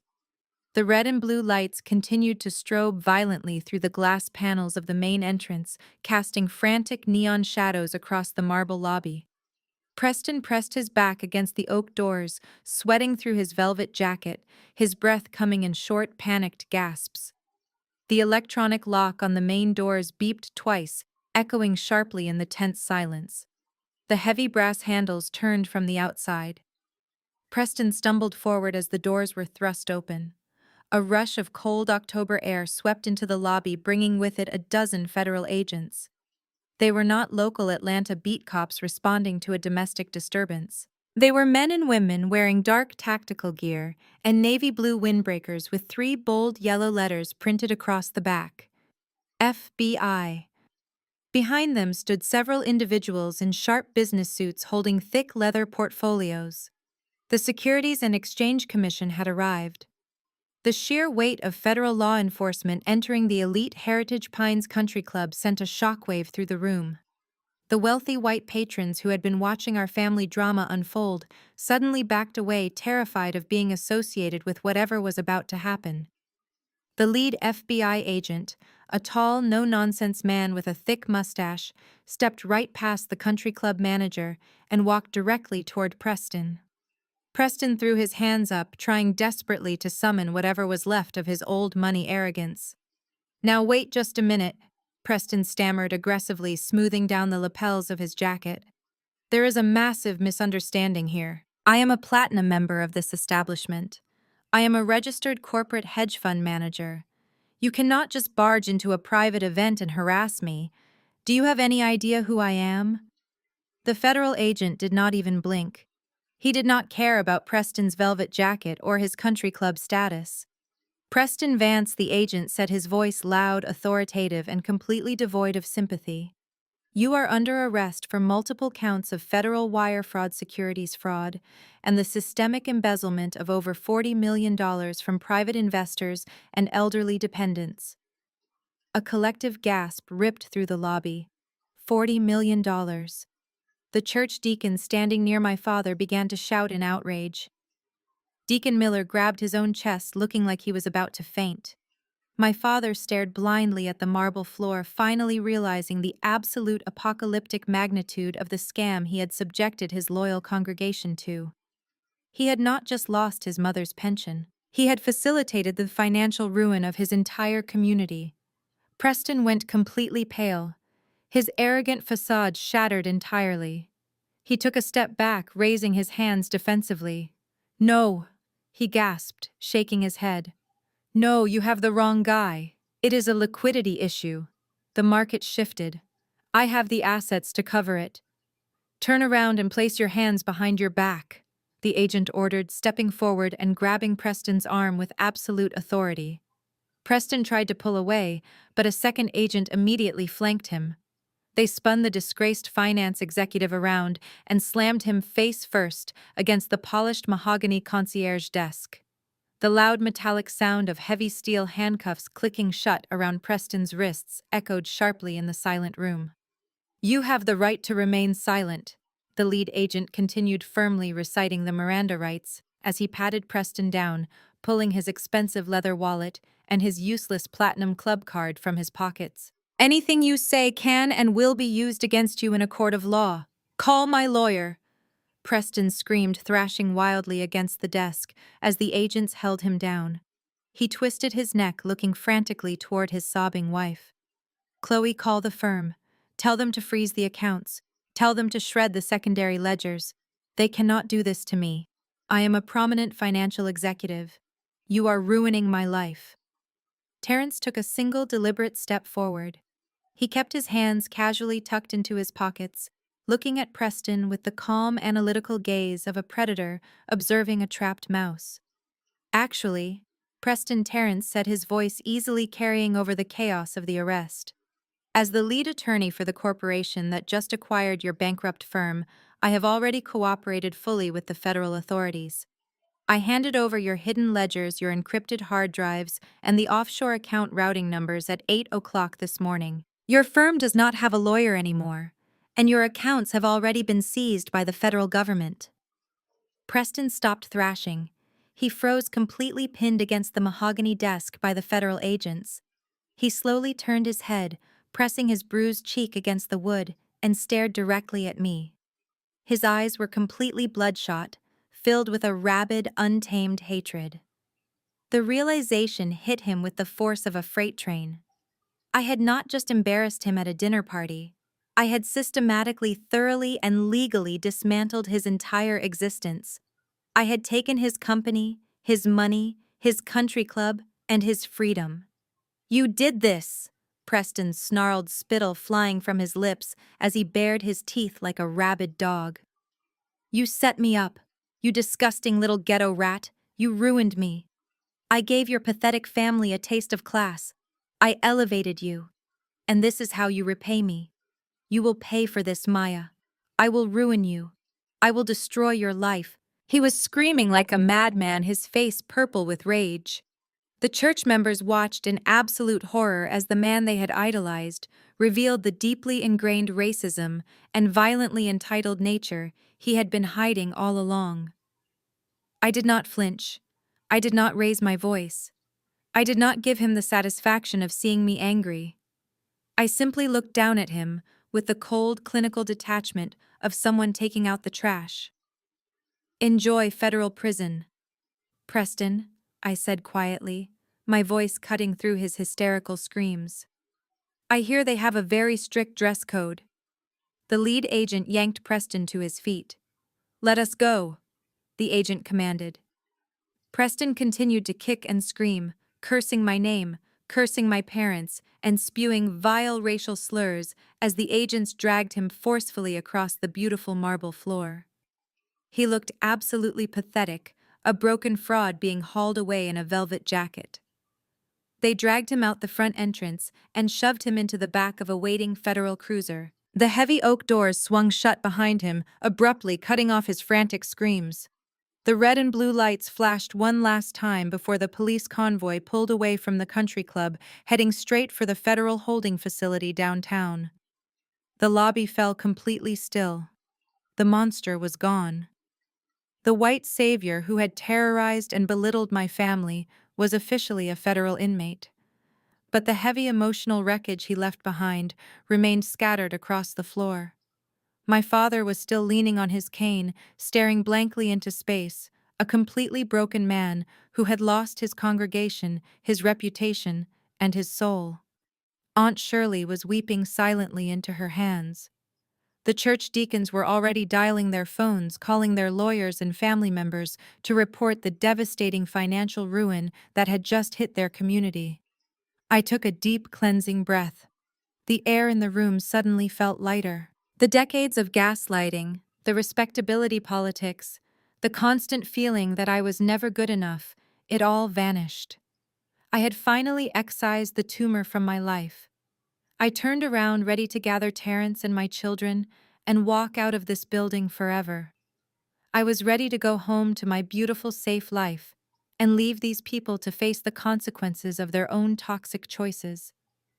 But before I could even take a single step forward, a hand suddenly shot out from the floor and tightly gripped the hem of my dress. I stopped. I looked down. It was Chloe. My sister was on her knees on the cold marble floor. Her expensive beige designer gown was torn and stained with spilled alcohol. Her perfect blowout was a tangled mess. The entire left side of her face was swelling rapidly, a dark purple bruise blossoming right on her cheekbone where her husband had viciously struck her. She was trembling violently, completely stripped of her elite country club persona. She looked up at me with wide, frantic, desperate eyes.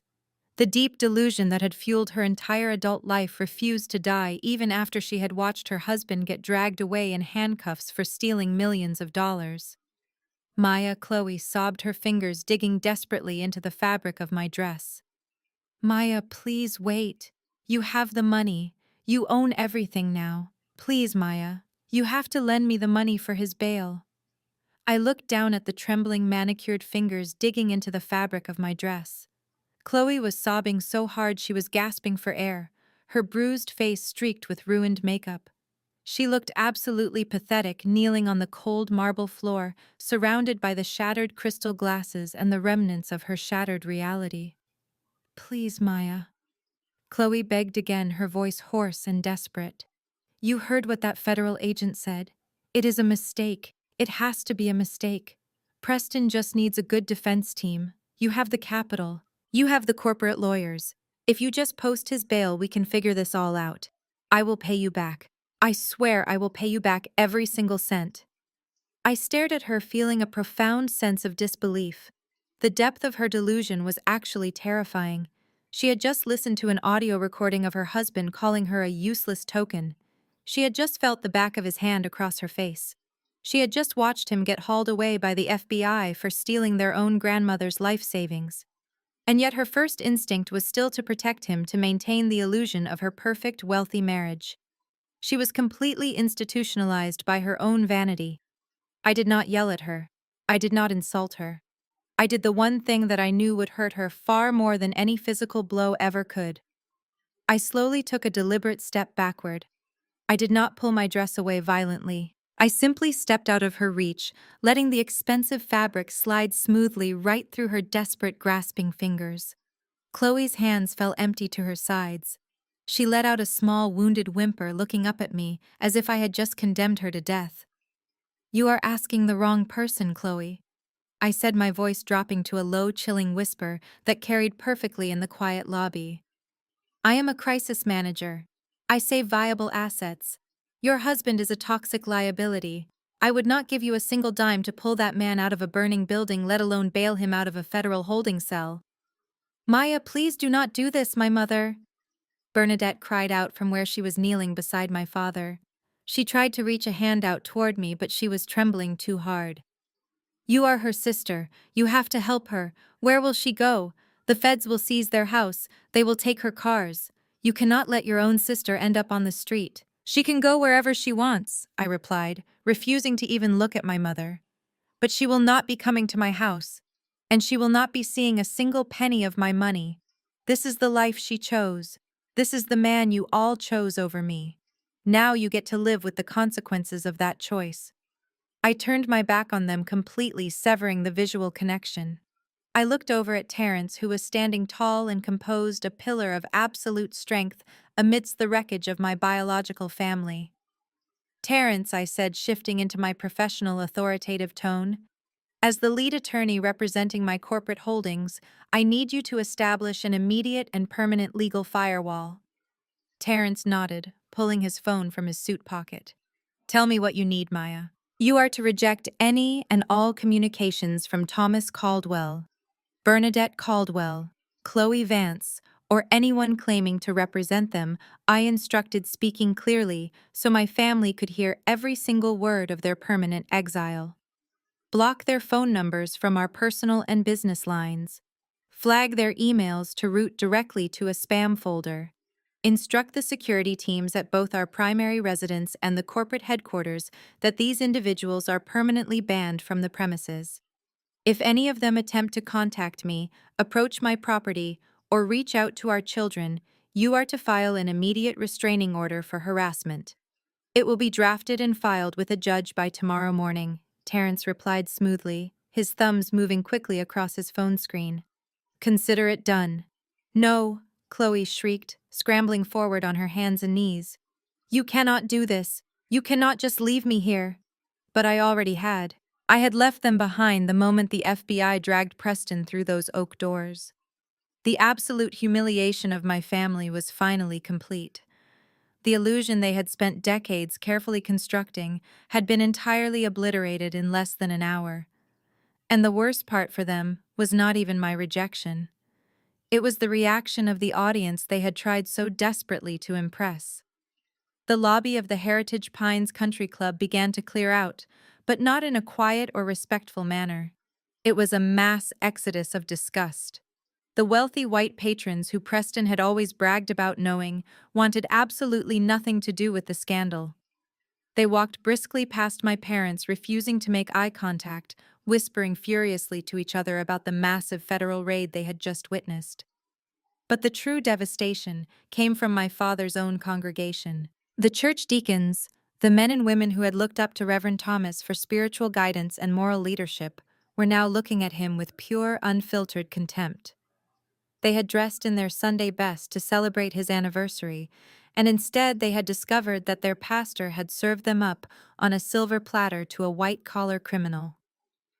Deacon Miller buttoned his suit jacket, his face tight with controlled fury. He walked past my father, who was still leaning heavily on his gold-tipped cane. Thomas Deacon Miller said, his voice hard and unforgiving, "Do not bother showing up to the pulpit this Sunday. In fact, do not bother showing up to the church ever again. The Board of Elders will be holding an emergency meeting tonight to formally strip you of your pastoral title. You sold out your own flock for a seat at a country club table. You are a disgrace to the caller and a disgrace to our community." My father let out a broken, choking sound. He reached a trembling hand out toward his oldest friend. "Miller, please," my father rasped. "I did not know. I swear before God I did not know he was stealing from us." "Save it for the federal investigators," Thomas Deacon Miller replied, swatting my father's hand away as if it were infected. "You are going to need a good lawyer, because the church is pressing charges to recover every single dime." Deacon Miller turned and walked out the door, followed closely by the rest of the congregation members. No one offered to help Bernadette up from the floor. No one offered Chloe a tissue for her bleeding face. Aunt Shirley hurried out behind the deacons, keeping her head down, completely abandoning the family she had so loudly defended just 20 minutes ago. They were left completely alone in the center of the massive marble lobby. They were surrounded by spilled champagne, broken crystal, and the crushing, suffocating silence of total social ruin. They had sacrificed everything, including their own daughter, for the sake of appearances. And now they had absolutely nothing left. I did not stay to watch them weep. I did not stay to gloat. The corporate takeover was successful, and the toxic assets had been fully liquidated. It was time to focus on the things that actually mattered. I took a deep breath, letting the clean, crisp air fill my lungs. I felt a beautiful, radiant warmth spreading through my chest. I turned away from the wreckage of the Caldwell family and began to scan the lobby, looking for the real source of my strength and my legacy. I needed to find my daughter Zoya. I turned away from the wreckage of my former family and walked purposefully toward the private lounge area. The heavy mahogany doors separating the lobby from the lounge were slightly ajar. I pushed them open and stepped into the quiet, dimly lit room. The contrast was immediate. While the lobby had been a war zone of shattered egos and federal arrests, the lounge was peaceful, smelling faintly of cedar and expensive leather. Sitting on a plush velvet sofa tucked away in a quiet corner were my two beautiful children. Terrence had brought them here the moment the FBI stormed the building, shielding their young eyes from the ugly reality of Preston's arrest. Malik was completely unfazed, happily tapping away on his tablet, playing a video game. But Zoya was sitting perfectly still. Her small hands were folded neatly in her lap, resting on the vibrant blue and gold fabric of her dress. She looked up the moment I walked into the room. Her big brown eyes were searching my face, looking for any sign of anger or disappointment. I did not say a word. I simply walked across the thick Persian rug, dropped to my knees right in front of the sofa, and wrapped my arms around her.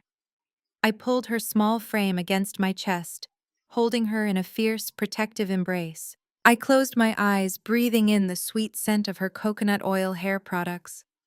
"I love you so much," I whispered, kissing the side of her head. "You know that, right?" Zoya hugged me back tightly, her small chin resting on my shoulder. "I know, Mom," she said quietly. "But is Aunt Chloe still mad at me? Did I really ruin the anniversary party?" I pulled back just enough to look her squarely in the eyes. I placed my hands gently on both sides of her face, making sure I had her complete, undivided attention. "Zoya, Listen to me very carefully, I said, my voice steady and filled with absolute conviction. You did not ruin anything tonight. The only thing that was ruined tonight was a mountain of ugly lies. You are never responsible for the insecurities of adults. Do you understand me? She nodded slowly, but I could still see a shadow of doubt lingering in her eyes. The sting of being called an eyesore by her own aunt in a room full of wealthy strangers was not something that could be erased with just one hug. It required a complete restructuring of how she viewed her own worth. I sat back on my heels and gently smoothed the rich fabric of her custom Ankara dress. The gold patterns shimmered beautifully, catching the soft ambient light of the lounge. When your Aunt Chloe looked at this dress, she did not see the beauty in it, because she has spent her entire life trying to erase her own identity. I explained, keeping my tone gentle but firm. She thinks that blending in with the boring beige walls of this country club is the only way to be valuable. She thinks that shrinking herself to make other people comfortable is the definition of success. But shrinking yourself is not success, Zoya. It is a prison. I gently touched one of her perfectly neat box braids, tracing it down to where it rested against her collarbone. This hair, this dress, this beautiful brown skin you have, it is a crown, I told her. It is a loud, proud declaration of exactly who you are and where you come from. And sometimes when you wear your crown into a room full of people who are desperate to blend in, it blinds them. They will try to tell you it is inappropriate or tacky because your light exposes their darkness. Your confidence highlights their insecurity. Zoya's eyes widened slightly, absorbing every single word. So I am not an eyesore, she asked, her voice barely above a whisper. You are the most brilliant, breathtaking person in this entire building, I told her, smiling warmly. You are walking royalty, Zoya. Never let a person who is empty inside dictate your value. Your worth is not determined by the country club dress code. It is not determined by your aunt. It is determined by you. A slow, beautiful smile finally broke across Zoya's face. The heavy burden she had been carrying since we walked into the lobby completely lifted. She sat up taller, her shoulders relaxing as she finally reclaimed her space. Excuse me, Madam Chairwoman, a polite voice called out softly from behind me. I turned my head. Standing a respectful distance away was the floor manager, the same man who had been ready to call security on us an hour ago. Now his posture was completely transformed. He was standing perfectly straight, holding a large polished silver tray in his white-gloved hands. Behind him stood the head pastry chef, wearing a crisp white uniform. I hope I am not interrupting, the manager said, bowing his head slightly. But the kitchen staff wanted to offer their most sincere apologies for the disturbance earlier. And we wanted to ensure that the young lady of the house was treated properly. He gestured toward the coffee table in front of the sofa. The chef stepped forward and carefully set down the most extravagant dessert spread I had ever seen. There was a towering slice of rich, dark chocolate cake adorned with actual edible gold leaf. There were delicate handcrafted macarons in shades of lavender and rose. Beside them sat a crystal bowl filled with artisanal vanilla bean ice cream, topped with spun sugar that looked like shimmering glass. For you, Miss Zoya, the chef said, offering my daughter a warm, respectful smile. The absolute best our kitchen has to offer. Zoya's eyes grew as wide as saucers. She looked at the decadent spread, and then looked at me silently, asking for permission. I smiled and nodded. Go ahead, baby. You deserve the absolute best. Malik immediately dropped his tablet, his eyes locked on the chocolate cake. Whoa, he cheered, grabbing a silver spoon. As the kids dug into the incredible desserts, giggling and completely forgetting the trauma of the evening, Terrence walked into the lounge. He stood beside me, placing a warm, heavy hand on my shoulder. I leaned into his touch, feeling a deep, profound sense of peace wash over my entire body. We watched our children laughing and eating, surrounded by luxury, treated with the utmost respect. This was the legacy I was building. This was the life I had fought so hard to protect. Everything is finalized, Terrence murmured, his voice low so only I could hear. The security protocols are in place. The legal firewall is active. They are completely cut off, Maya. It is over. I let out a long, slow breath. It is over, I agreed. We let the kids finish their dessert, savoring the sweet taste of absolute victory. When the plates were finally clear, Zoya stood up, brushing a stray crumb from her gorgeous Ankara dress. She looked radiant, completely untouched by the toxicity we had left behind in the lobby. Ready to go home? Terrence asked, picking up Malik's tablet and offering his arm to me. More than ready, I replied, looping my arm through his.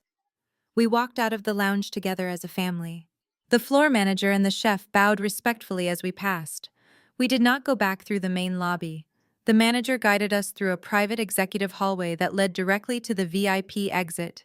The air in the corridor was quiet and serene, a million miles away from the screaming and the sirens that had consumed my parents' night.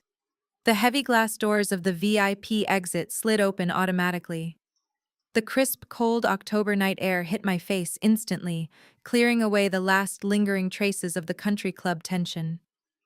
The valet had already brought our car around.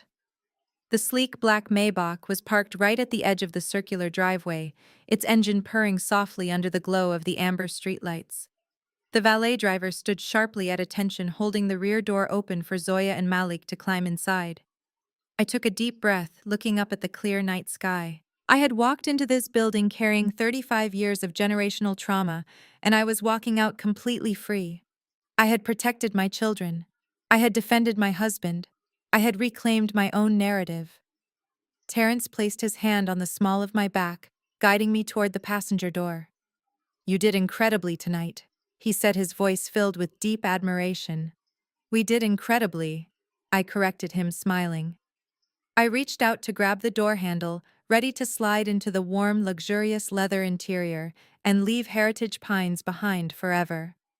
But as my fingers brushed the cold metal, a sudden loud crashing sound erupted from the far side of the dark parking lot. It was the unmistakable sound of breaking glass, followed immediately by a sharp, frantic voice screaming my name into the night. I pulled my hand back from the car door and turned toward the sound. Bursting through the side patio doors of the main lobby were my parents. My father had violently shoved the heavy glass door open, knocking over a massive decorative crystal lantern that stood on the patio. The shattered glass spread across the pavement, glittering sharply under the amber streetlights. "Maya," my mother shrieked, lifting her ruined sequined gown as she tried to sprint across the cobblestone driveway. "You cannot do this. You cannot just drive away and leave us here." My father was right behind her, leaning heavily on his cane, his face pale and contorted with panic. "Wait, Maya, wait!" Thomas yelled, his voice completely stripped of its usual booming authority. He sounded small. He sounded terrified. Terrence immediately stepped forward, placing his broad shoulders between me and my approaching parents. He did not say a single word, but his posture was an impenetrable brick wall. He raised one hand, signaling them to stop exactly where they were. They did not even make it halfway to the Maybach. From the shadows of the valet station, the floor manager emerged, accompanied by the two large security guards who had locked Preston in just minutes earlier. They moved with swift military precision, intercepting my parents and physically blocking their path to our car. "Excuse me, Mr. and Mrs. Caldwell," the manager said, his voice projecting loud and clear across the driveway. "You are not permitted to approach the owner's vehicle. And you are certainly not permitted to leave the premises until we settle the outstanding damages." "Damages," my father wheezed, clutching his chest. "What are you talking about? Get out of my way. That is my daughter. She is the chairwoman of this establishment." The manager corrected him, his tone completely devoid of the deferential warmth he had used earlier. "And she is no longer financially sponsoring your event. 10 minutes ago, she officially and formally revoked her payment for tonight's anniversary banquet. Since your son-in-law's card declined earlier today, the financial liability for the entire evening defaults entirely to you, the primary hosts." My mother stopped struggling against the security guard. Her eyes widened in absolute horror. "We do not have $50,000. Bernadette whispered, her voice shaking. Preston took our savings. We have nothing left. Oh, it is no longer just $50,000. The manager continued, pulling a digital tablet from his jacket pocket. Due to the physical altercation that occurred in the main lobby, there are significant additional charges. We have shattered crystal glassware, we have blood and champagne soaked into a priceless antique Persian rug. We have the destruction of the custom floral arrangements, and now the shattered patio lantern you just knocked over. The hazard cleanup fee and property damage surcharge have brought your new total to $62,400. I stood safely behind Terrence, listening to the manager read off the itemized list of their destruction. It was the absolute perfect punishment. For my entire life, my parents had created emotional and financial messes, expecting me to quietly sweep them under the rug to protect their pristine image. They had enabled Chloe's cruelty. They had worshipped Preston's fake wealth. They had allowed toxicity to run rampant in our family and demanded that I just smile and clean it up. But not tonight. Tonight they were finally being handed the literal bill for their own dysfunction. How do you expect us to pay this? My father demanded, his voice cracking with despair. We just told you we were robbed. We are victims here. That is a matter for federal law enforcement, sir, the manager replied coldly. However, Heritage Pines requires immediate compensation for damages. If you cannot provide a valid credit card right now, I have been instructed to provide you with an alternative. My staff will bring out industrial mops, buckets, and heavy-duty trash bags. You and your remaining family members will physically clean the lobby yourselves to work off the hazard fees. If you refuse, we will call the local police and have you formally arrested for destruction of private property and theft of services. The choice is yours. Bernadette fell to her knees again, right there on the cold cobblestone driveway. Maya, please, she sobbed, looking past the guards to where I stood bathed in the warm light of the street lamp. I gave birth to you. I raised you. You cannot make your own mother scrub floors like a maid. Please just pay the bill. I promise we will never bother you again. Just let us go home. I looked at the woman kneeling in the shattered glass. I looked at the man leaning on his cane, completely broken by his own greed and his desperate need for high society approval. They had spent decades treating me like I was beneath them because I worked hard and built my own life instead of marrying into an illusion. And now they were begging me to save them from a mop and a bucket. I did not feel an ounce of guilt. I felt a profound, soaring sense of closure. I think a little hard manual labor will be exceptionally good for your humility, Reverend. I called out, my voice steady and perfectly calm. Consider it a character-building exercise. I turned my back on them for the final time. I reached out and pulled the heavy door of the Maybach open. The plush leather interior was warm and quiet, completely insulated from the madness outside. Zoya and Malik were already buckled in safely, watching an animated movie on the headrest screens, completely oblivious to the pathetic scene unfolding on the driveway. They were safe. They would never have to experience the cold, conditional love of the Caldwell family ever again. I slid into the back seat, smoothing my dress over my knees, and Terrence climbed in right beside me. The valet closed the door with a solid, reassuring thud, sealing us inside our own perfect, safe world. I reached out and took my husband's hand, intertwining my fingers with his. I nodded to our private driver who was watching me through the rearview mirror. "Take us home," I said softly. The massive engine of the Maybach rumbled to life. The car glided smoothly forward, pulling away from the curb with effortless grace. I leaned my head against the cool tinted window and looked back one last time. As the car rolled down the long manicured driveway, I watched my parents through the glass. They were standing in the cold night air, surrounded by uncompromising security guards. My father had dropped his cane, burying his face in his hands. My mother was still on her knees in her ruined gown. The manager was already motioning for a janitorial cart to be brought out. They were completely stripped of their dignity, their wealth and their illusions left behind to clean up the shattered pieces of their own fake reality.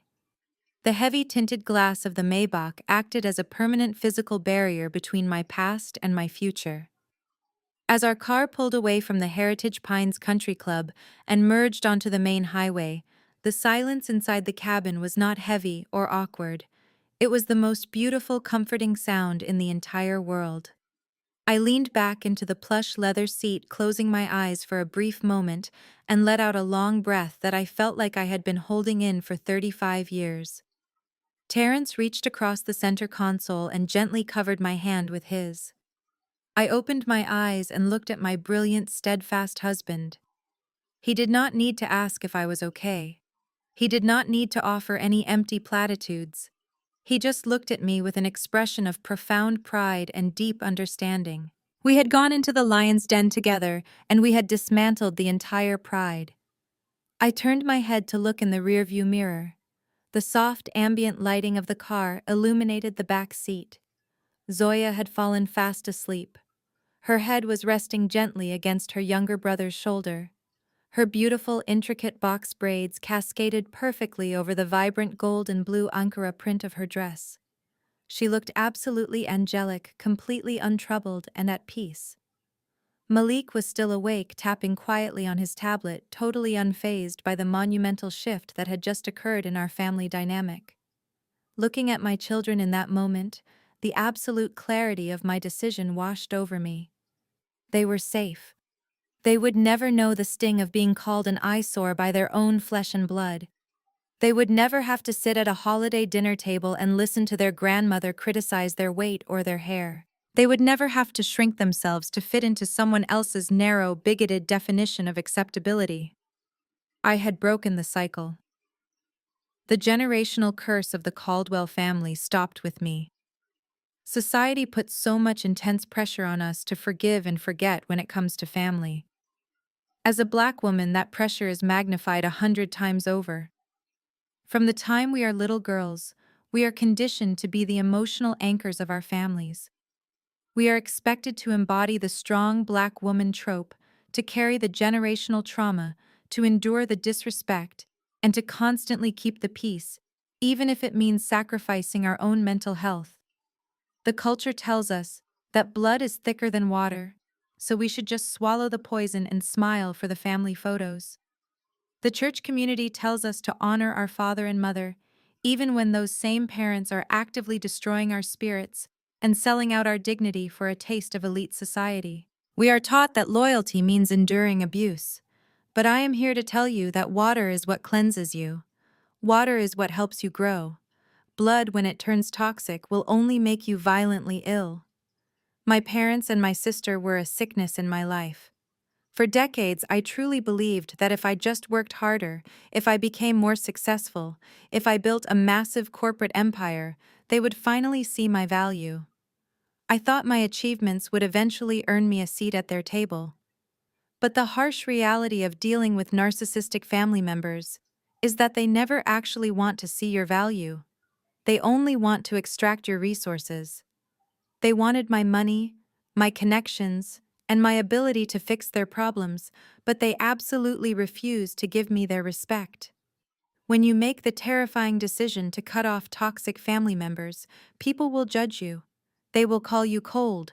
They will call you bitter. They will say you are abandoning your roots. Let them talk.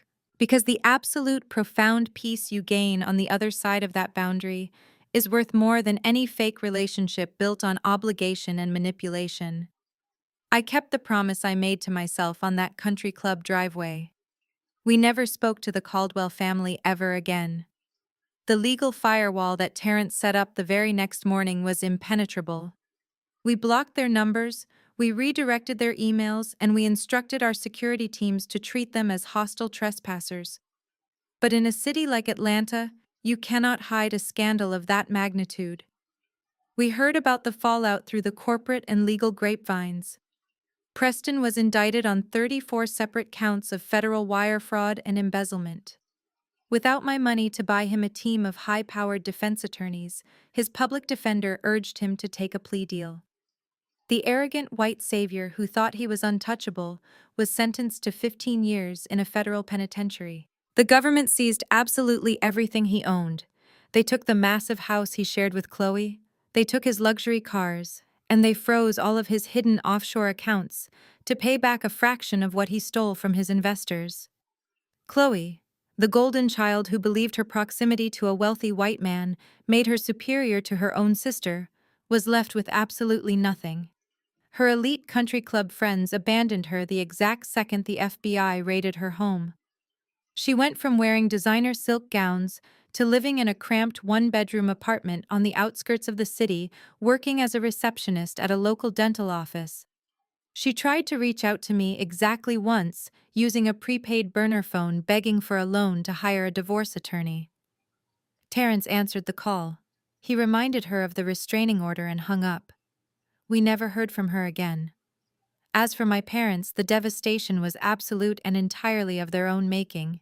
The board of elders at their church held an emergency meeting that very Sunday. My father was formally and publicly stripped of his pastoral title. The congregation sued him for gross negligence regarding their retirement funds. The legal fees bankrupted whatever small savings Preston had not already stolen from them. My parents were forced to sell their massive colonial home and downsize to a tiny condo. The respectability they worshipped, the elite social status they had sacrificed their own daughter to maintain, evaporated completely. They became total social pariahs. The very community they had tried so desperately to rule turned their backs on them. They were left with nothing but each other, and the bitter realization that they had destroyed their own legacy. Meanwhile, my life flourished in ways I never thought possible. The first thing I did the following Monday was hire a team of private investigators and financial recovery experts to track down the money Preston stole from Grandma Dorothy. I fully reimbursed her stolen pension from my own accounts. Terrence and I moved her into a beautiful luxury assisted living facility just 10 minutes from our house. She is thriving. She spends every single weekend at our home sitting in the garden watching Zoya and Malik play, completely surrounded by the unconditional love she always deserved. My crisis management firm doubled its revenue in the following year. I became one of the most powerful corporate executives in the Southeast. But my true wealth has nothing to do with the balance in my bank accounts or the titanium cards in my wallet. My true wealth is the absolute freedom of living an authentic life. It is waking up every morning in a home filled with laughter and respect. It is knowing that my husband loves me for exactly who I am and not for what I can provide. It is watching my children grow up confident and proud of their heritage, completely unburdened by the toxic expectations of a broken family. If you are watching this video right now, and you are exhausted from carrying the heavy, crushing weight of a family that does not value you, I need you to hear my voice clearly. You do not owe your abusers your peace. You are not obligated to set yourself on fire just to keep toxic people warm. It does not matter if it is your mother, your father, your sister, or your brother. Blood does not give anyone a free pass to disrespect your humanity. If they require you to shrink yourself to make them comfortable, if they demand your resources while openly disrespecting your boundaries, you have every single right to walk away. Walking away from family does not make you a bad person. It does not make you ungrateful. It makes you a survivor. Grieving the family you deserved but never actually had is a painful process, but it is a necessary step toward building the life you were meant to live. Building your own chosen family is the most powerful act of rebellion against generational trauma. Look around at the people who actually celebrate your victories, the people who protect your name in rooms you have not even entered. Pour your love, your energy, and your resources into them. Have you ever had to make the incredibly difficult decision to cut ties with a toxic family member to protect your own peace? How did you find the strength to walk away from the guilt and build your own beautiful life? I truly want to read your stories. Please share your experiences in the comments section below. We are a community of survivors, and your story, your bravery might be exactly what someone else needs to hear today to finally set their own boundaries and take their life back. If my journey resonated with you, please hit the like button and subscribe to the channel for more authentic stories of resilience, establishing boundaries, and taking back your power. Share this video with anyone in your life who might need a reminder that they are the authors of their own destiny. Thank you so much for watching and for being a part of this community. Remember that your peace is your most valuable asset. Guard it with your life.